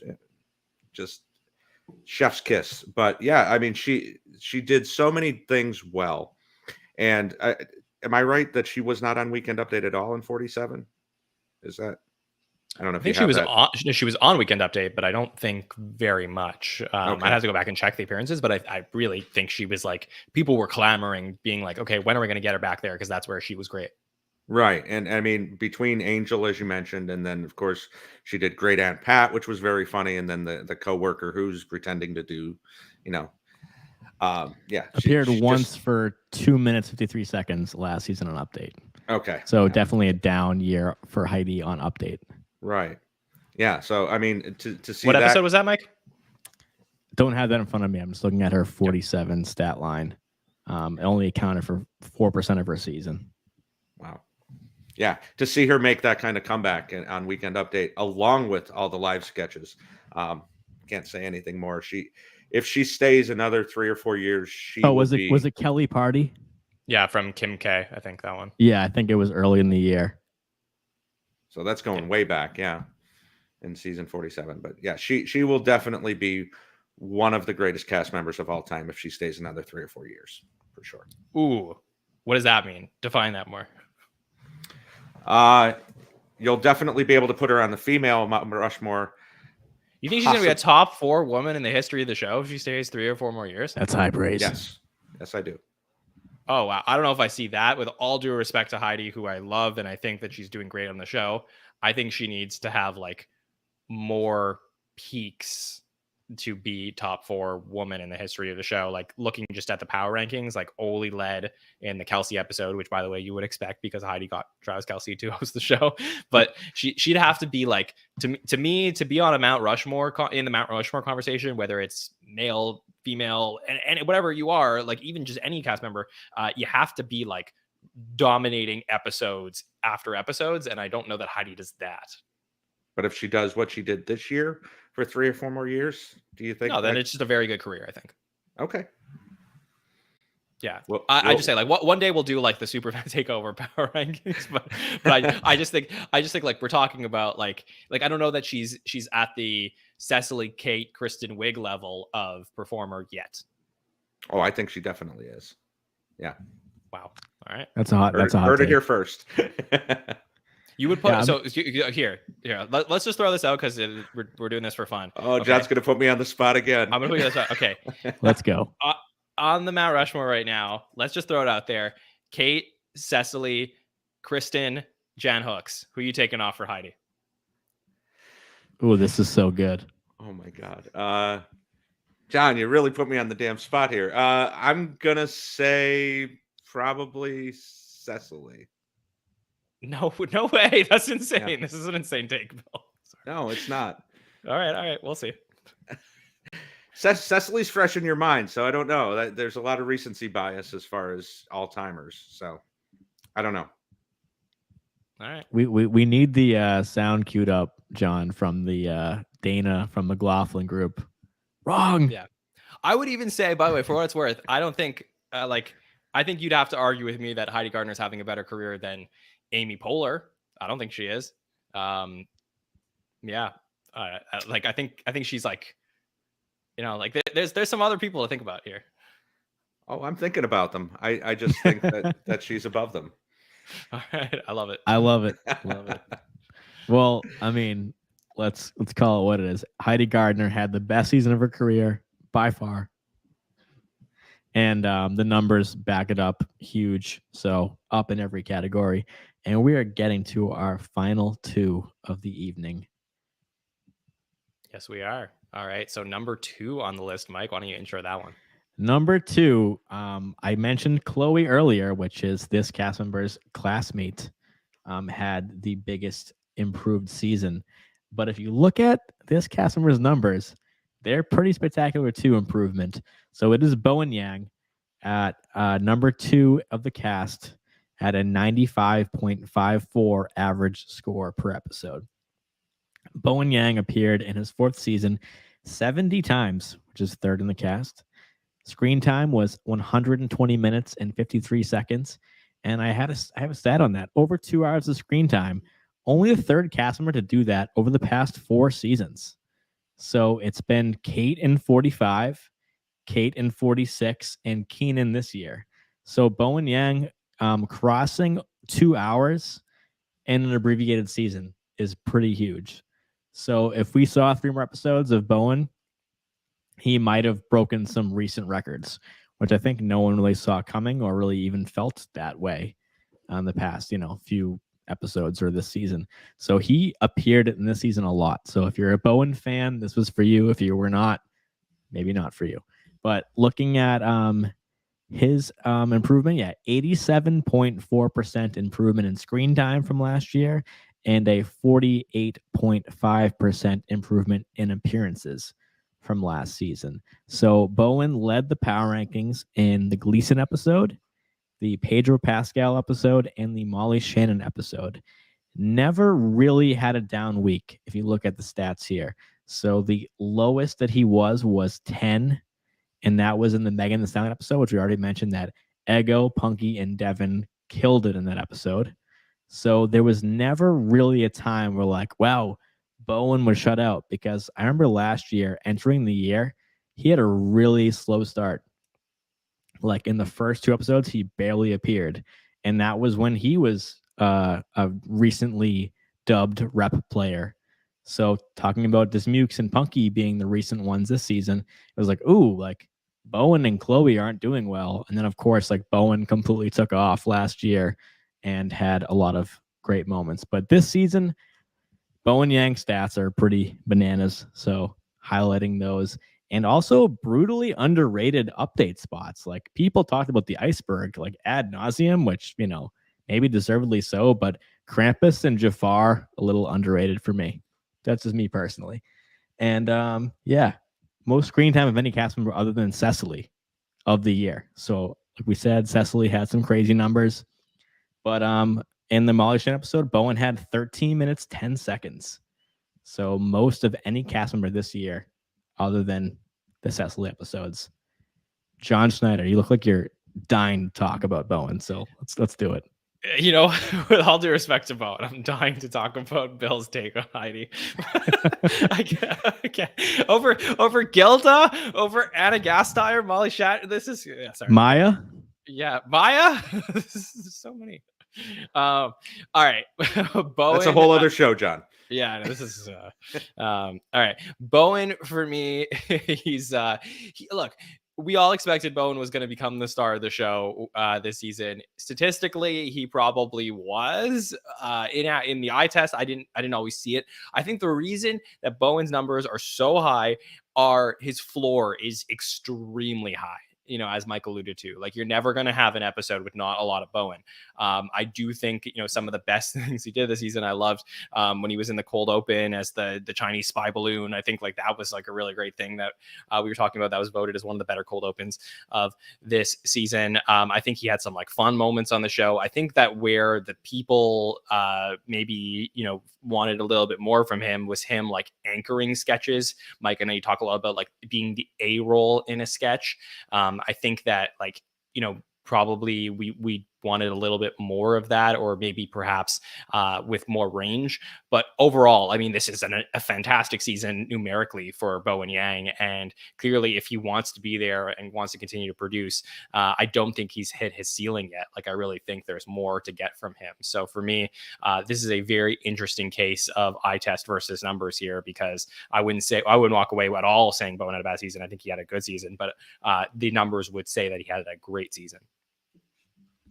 I think I disagree on that a little bit, because looking at his sketches this year, he anchored so many sketches that he was the A role in. And I think Bowen was a little bit like you said, Bill, with people being pigeonholed early in the career and then having to break that, you know, trend later about like, oh, Bowen's going to do like more camp sketches or be in, you know, update and be crazy characters. Whereas like, he had a little bit more nuance and a little bit more like silence in his sketches. Like I'm thinking of Garrett from Hinge. I like that sketch, by the way. People didn't like it, I guess. But Nail Salon, which was the final sketch of season 48 in Ana de Armas, and Midwife sketch, which was pretty recent as well. The Hello Kitty sketch in the Keke Palmer episode. Beautiful Jim with Woody Harrelson, the 10-1 that night. And Bartenders with Jack Harlow. So there were like some more quiet Bowen and some more varied Bowen. It wasn't like, okay, like now we know he can play George Santos. He should do that every week. Like Kate playing Giuliani or Jeff Sessions or something like that. So I'm glad that didn't happen. I entered season 48 as a Bowen fan, and I think I like completely like surprised John last year on this show by like saying he had a great year, and you were like, whoa, Bowen, like, but like he had even better the year this year. So I can't, go back on my word. Bowen really had a fantastic year, and I liked his season a lot. I think I don't want to see more of him than we got because he had over 2 hours. Like, that's plenty of time. But I mean, fantastic year stat wise. Bill Kenney, let's hear it. So let me talk a little bit more about Heidi. Yeah. Give me top 30 in order from 30 to 1. Right now. It's getting late. Listen, Bowen is Mr. Consistency until we get to number 1 here in a second, but who's even more of a Mr. Consistency. But you guys said it all. And I loved his take on Santos. You can think it's easy to play such a loony character, but comedy is littered in the history of comedy with bad impressions of loony characters. I think he found a really good take on it, and he ran with it. And it's the closest we get to a runner in this era, with him showing up twice in one episode. So yeah, I really enjoy his work. I'm surprised some people have soured on him. I don't get it. I think he's a fantastic performer, whether he's on Update doing a crazy character like the Lanternfly, or whether he's just kind of playing the back role. I love him in Straight Male Friend with Kelsey too. I thought that was very, very funny. So just continued work from him. I'm excited to see what else he can do. Yeah, he also, did some hosting with So You Think You Won't Snap, cold open early in the year, and the big Hollywood quiz with Pedro Pascal, which I thought was great too. John? Yeah, you know what it is? I think it's just like I think in terms of quality, I just find it like really hot and cold. Like, there's so many things that Bowen Yang does in the show that I'm like, oh my God, this is so good. And I get, I get it. He's like such a, he's such a star. Like he's captivating on the show, and I see him like hosting that cold open. Or I thought he was great as George Santos. And you were naming some of these sketches, and I'm like, oh yeah, he was so good at that. And then some of the other ones that you mentioned, Mike, that appealed more to you, I was a lot more cold on, and I just felt like I still haven't exactly nailed down what it is that Bowen does that I really like, and what it is that Bowen does that sometimes I don't care for as much, because his style it sometimes just hits for me so well. And I can't think of another performer like that it's like, I when I see him in a sketch, I don't know if I'm going to get greatness or something that I'm disappointed with. Are you surprised that he's become like so leading in this? Like, thinking of someone like an Andy Samberg that of course had mega success with his, digital shorts, and plenty of success live too. Like, people kind of forget that he was so pivotal to that core with that great cast, the third maybe golden era. Is like, do you see Bowen like? Did the prediction match up? Like, of course he was picking up steam, so it makes sense of the smaller cast that he would be that. But like, if not him, like who else? Like, I almost think that he's like doing a lot of heavy lifting because he has to. Is that fair? I think it's totally fair. And I think a lot of people want to write for him. And truth is, he's like one of the nicest people in the world. He's a really nice guy. And he just legitimately like is happy to work with his coworkers. Like, I think people just like love having Bowen there. And, that behind the scenes stuff bodes a lot for you to just, like I said, have a baseline of like, you're never going to go below, 3 minutes on the show, which is like a huge number compared to other people on the cast. So for me, like, he's obviously one of the main players here in this new generation of the show. And as long as he wants to be here, he's going to continue to produce like this. Big time. I mean, like we mentioned with Chloe going into season 5, I think that's maybe, I'd love to go back and like keep doing more and more stats, like analyzing season 5s of cast members would be really cool. And so definitely exciting to see Chloe and Bowen in their 5th season. They obviously came in with a big cast, and that ended, that season ended with COVID. This season ended early with the writer's strike. But Bowen Yang is like, I think, a mega star in the making, if not already, and it's been in a couple movies. And so definitely Bowen's ceiling is maybe where it already is, but it's a high ceiling. We are getting to number 1, King Kenan, who had 81 appearances again this season. You might think, John, remember last year? It was a 4.5-hour show. We got to Kenan at the end. We were exhausted. We all needed to go to the bathroom. We were, it was so late. And we got to Kenan, and we were like talking about how it might be his season 19 might be his best season of his career, right? Yeah, that was very true.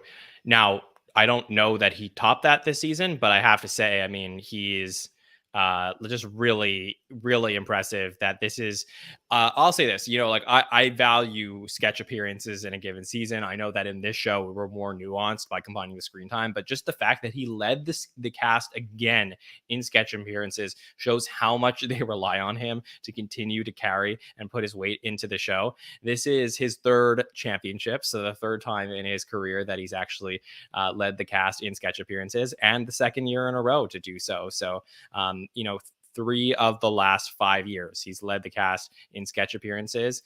And think about that, right? He's been on the show for 20 years, and it's really in years 16, 19, and 20 that he's led the cast in sketch appearances, which is so crazy. So obviously all over the show, highest power rankings in, the first episode of the season, our premiere with Miles Teller. Then again, to kick off 2023 with Aubrey Plaza and MBJ, and then to end the year with Anna de Armas, just huge Kenan episodes. So 10-pole moments for Kenan this season. Again, another great season for him. What else is there to say?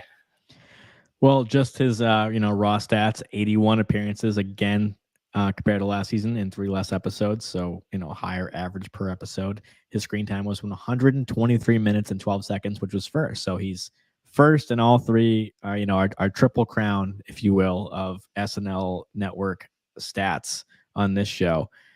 So, can't be ignored. Like you said, John, he led the cast in 4 episodes in power ranking, but every other episode he was high, so he had, a down week with Gleason, with Butler and Kelsey. Other than that, was always top 10 or higher. And it just it amazes me in season 20, like that Kenan not only has the energy, but just like the drive to show up, because 20 years in any job, I mean, talk to a mailman who's been doing it for 20 years to be like, yeah, I don't care anymore. But he did break the, power ranking record that I have. So I've been doing this from 44 to 48, and the record was for a season average was Kate in 46 with 104.6. And as you see here, Kenan was 105.75. So he beat Kate by a 1.1 for a season. And it's hard to do. I mean, to never dip low even once. It's that's why we value power ranking so highly. It's because it's over a season. John, you've mentioned power ranking on an episode is, could be just a fluke or, whatever, but over a season, it's really the stat that encapsulates your performance that year, which is why it's so fun to do this with you guys at the end of a season, because it just shows consistency and all the stats we want to talk about.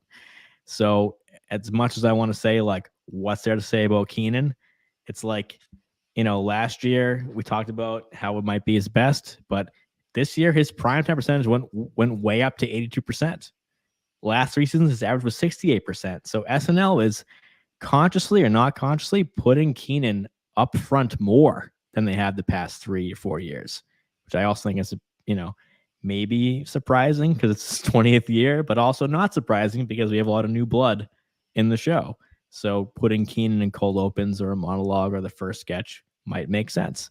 He appeared in 35% of all segments this season. So if you count up every sketch, every musical performance, every weekend update, there's a 35% chance Kenan Thompson is on your screen.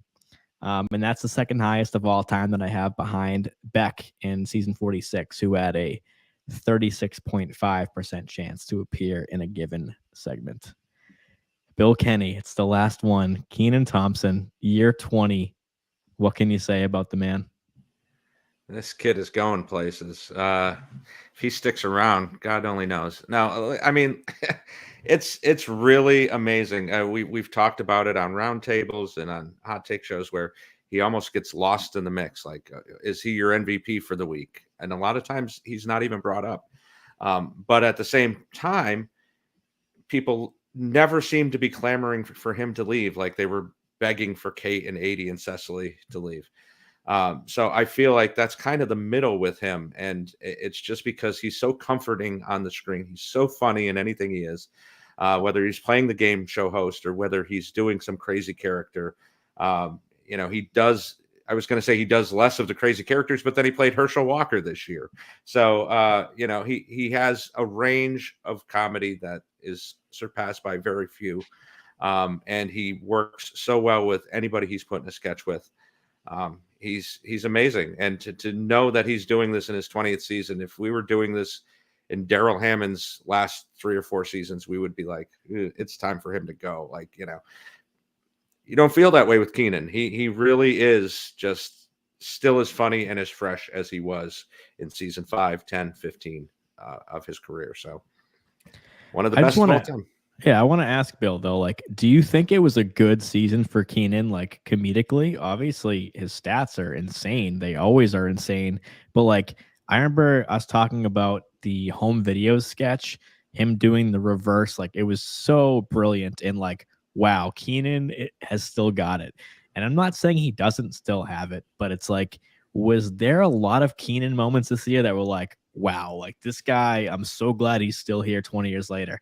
Like, not trying to hate on Kenan. I mean, if you want to look up my Kenan rant from last year when Pete's pre-tape got cut and Kenan's worst sketch of the year stayed in, go look it up. It's a 4.5 hour show. But Bill, like, was there a moment this year that you were like, oh, thank God Kenan's here? Because like, I just kind of want to hear that to wrap up for the number one performing cast member in every stat.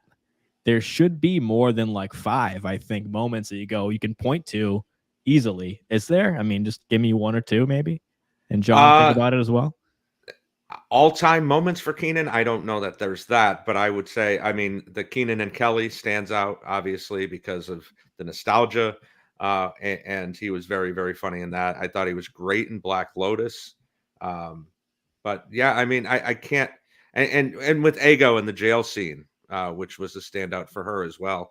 But I don't think there's a moment like the videotape from season 47 where you would go, yeah, that's going on the all-time reel if you had to cut it down to 45 minutes or an hour for a DVD that doesn't exist anymore. Yeah.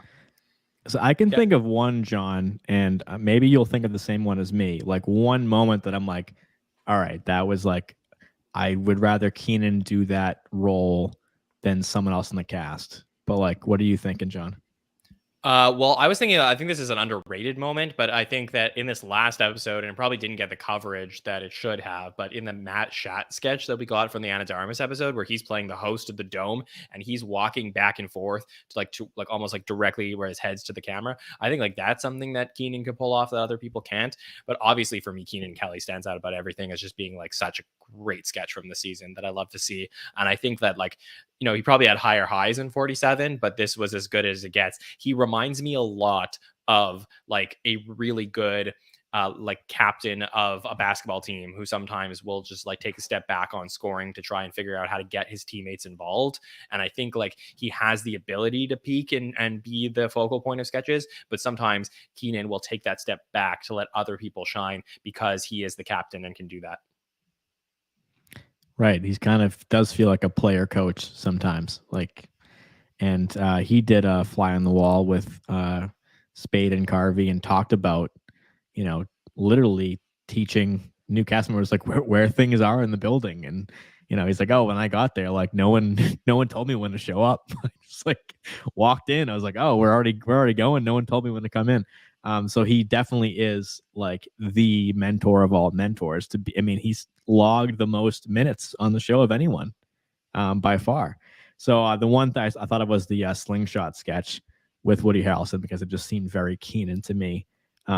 It reminded me of that home video sketch of like, oh, like this is like a physical comedy like thing that's very like facially involved and physically involved. So That's what I thought of. But my last question for the power rankings that we've done so far, and I want to ask both of you. John, go ahead.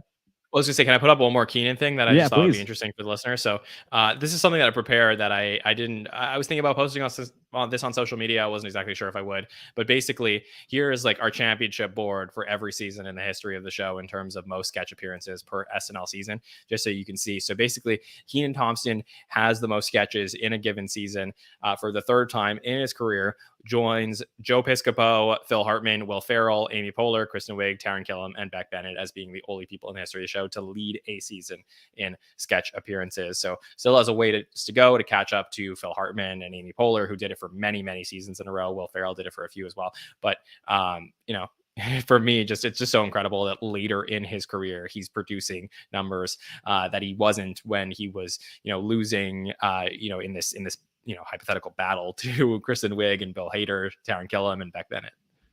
Is this average per episode or just gross number per season? This is gross okay. Most sketch appearances per SNL season. All right, cool. My question was, does anyone, let's assume, I should say, Kenan is back next season. Who's going to pass him next year, or will it be Kenan again? Because in season 46, it wasn't Kenan. He was actually third behind Kate and Beck in 46. So last season Kenan dominated, and now this season he does again. So John, do you think that if you want to name somebody, great, we'll play it back next year. But will someone pass him, or will he stay number one if he remains in the cast, which I think he will? I don't think anyone's going to pass him right now. I'd say right back here. Fair enough. Number one. Yeah. Bill, what do you think? I agree. I can't imagine anyone passing him. His stats are just so crazy. I mean, if you're listening to the show and we're, wrapping up here at 3 hours, then, you're obviously into SNL stats, which we love you, by the way. But it means that you understand the stats and context, and Kenan's stats are absolutely out of this world. So going into next year, it will be very interesting to see if he does stay and drops a little bit, because there's no indication in the numbers that he is. So I'd be very fascinated if he came back for season 21 and kind of fell back to 4 or 5 and then bowed out, because then it'll be going to 50, which I'm like, why, or if he stays till 50 and then he drops even further, or kind of plateaus there. So that's what I'm looking for going forward. John, what are you looking forward stat wise in season 49? Because it's going to be I feel like a very anticipatory prequel to 50. We're gonna judge 49 on its own week by week, but in the back of our minds, 50 is right there ahead. So what are you looking for numbers wise? Well, assuming that we're going to get pretty much the same cast and maybe one addition, maybe 2 additions at most, I think there's going to be less of a hierarchy in terms of tenure at the show, where it's really a blank slate of okay, we all have experience working at Saturday Night Live. Every week, somebody could be running the show, and we don't know who it's going to be. And that is exciting to watch. So for me, I love the idea that from a statistics perspective next season, we don't know who will be dominating the power rankings week to week. I have a feeling Kenan and, Bowen and Heidi will be on average, Mikey too, probably on average, very high. But as far as who's going to be dominating in a given episode, I genuinely don't know. That's why we have the show. That's why we love tracking it, because from day one doing this show has been it's the only television program that's like a live sport. So if you think that we're treating it like a live sport, it's because we are. Bill, as a fellow sports lover, what are you looking forward to in 49? And just as a statistician yourself and just analyzing this 5 times this year with me, God bless you. Thank you very much. What's ahead for stats in 49? Thank you. Oh, I hope it's more of the same. I hope they don't change the sauce. I hope they're not affected by primaries starting, and they start bringing in stunt casting as heavy as they did in the last 2 cycles. I hope that we use our cast. SNL has a cast, Andrew Haynes, our buddy out there. So I hope that they find the people within the 17 or 18 repertory players to play those roles, and that they just keep on doing what they're doing. They obviously got a lot right this year. We're all basically in agreement that this was the best season in a very long time for a multitude of reasons. So let's just keep it that way. And I can't imagine the top numbers changing that much over the course of a season, but love to see the rookies and the sophomores move up even more. Yeah, and to your, hope, Bill, I think my favorite stat of the year, we've done 18 or 19 by the numbers shows, is that we had 7 weeks in a row with a new screen time leader. So if that's your hope and John's hope and my hope, then I think that'll be exciting to watch because, variety is fun. Like I want diversity. I want diversity in comedy. I want diversity in the cast. I want diversity in the writer's room. And that's of demographic, of thought, of ideas, of all that stuff. So if we're seeing the same person every week doing the same thing, it could be funny, but it's not as exciting. So I want exciting SNL. It's a live show. We love it. So that's my hope as well. And yeah, my hope is that the show starts on time.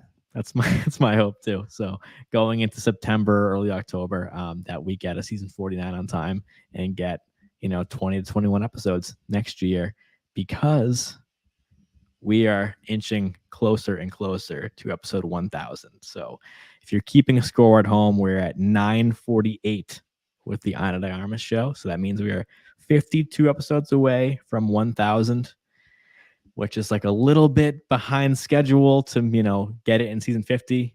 But we are going to have 50 years of SNL followed behind by 1000 episodes of SNL. And if you watched all of them, then, God bless you as well. Bill, BK Love 73. What can we tell the listeners? And thank you again. Your jacket will be in the mail early December as the latest. Thank you, Mike. Always fun to come on here with you and talk this stuff. It's such a fun part of the show that has been here since day one with SNL stats. So you can follow me at BKLove73. Thanks, Bill. We love you. John, what's coming up on SNN? What's coming up for you?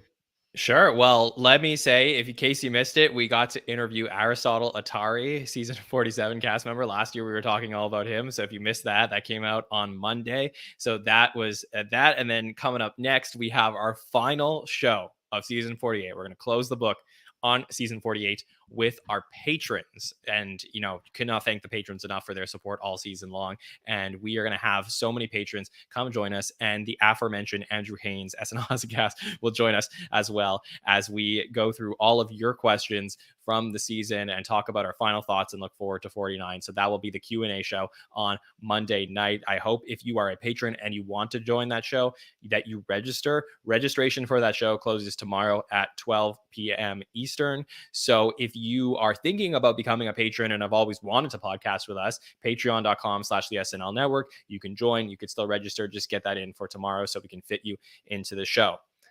Also, Mike, I just want to say to you, I'm so thankful for you and everything you've done and contributed to the show this year. You are so brilliant and fantastic, and the hard work that you put in, people don't get to see all the behind the scenes of you with the stopwatches and the database and everything like that. But you are so brilliant, and I'm so happy to have you as a part of our team here. We were, debating about, do we turn this from a monthly show to a weekly show? And I could not be happier to have you as part of our weekly lineup. And I look forward to what's to come with this show, because you have just taken the reins and crushed it. So congratulations, my friend. Always thrilled to be on here with you. Appreciate it. I love producing this show and following the stats. It's not just work. It's something that I'm honestly interested in. I wouldn't be doing it otherwise. So it's kind of fun to be like, oh, I'm kind of the only guy in the world who's doing this, so I might as well keep doing it. So that's kind of been my mentality as I go backwards. And I just can't thank every listener enough every guest I've had on this season. Obviously, John, especially for all the work he does behind the scenes, who's in the other shows and coming on this show as well. So if you're interested in SNL stats, want more of it, then let me hear from you, because it's a ton of fun, and it only goes up from here because I have 43 seasons to go. I look forward to it. Also, just want to remind the listeners, please subscribe to the podcast if you haven't yet. Really, just in these times, especially during the writer's strike, while we're continuing to put content out and trying to do things to at least get you one show every single week. Very important that you subscribe on YouTube, Apple Podcasts, Spotify. Feel free to leave us a review, and then follow us on social media for everything else we're going to post this summer as well. Thank you for SNL By The Numbers 48. It's been a pleasure. We'll see you on the other side. For John Schneider, Bill Kenney, I'm Mike Murray. Thank you so much.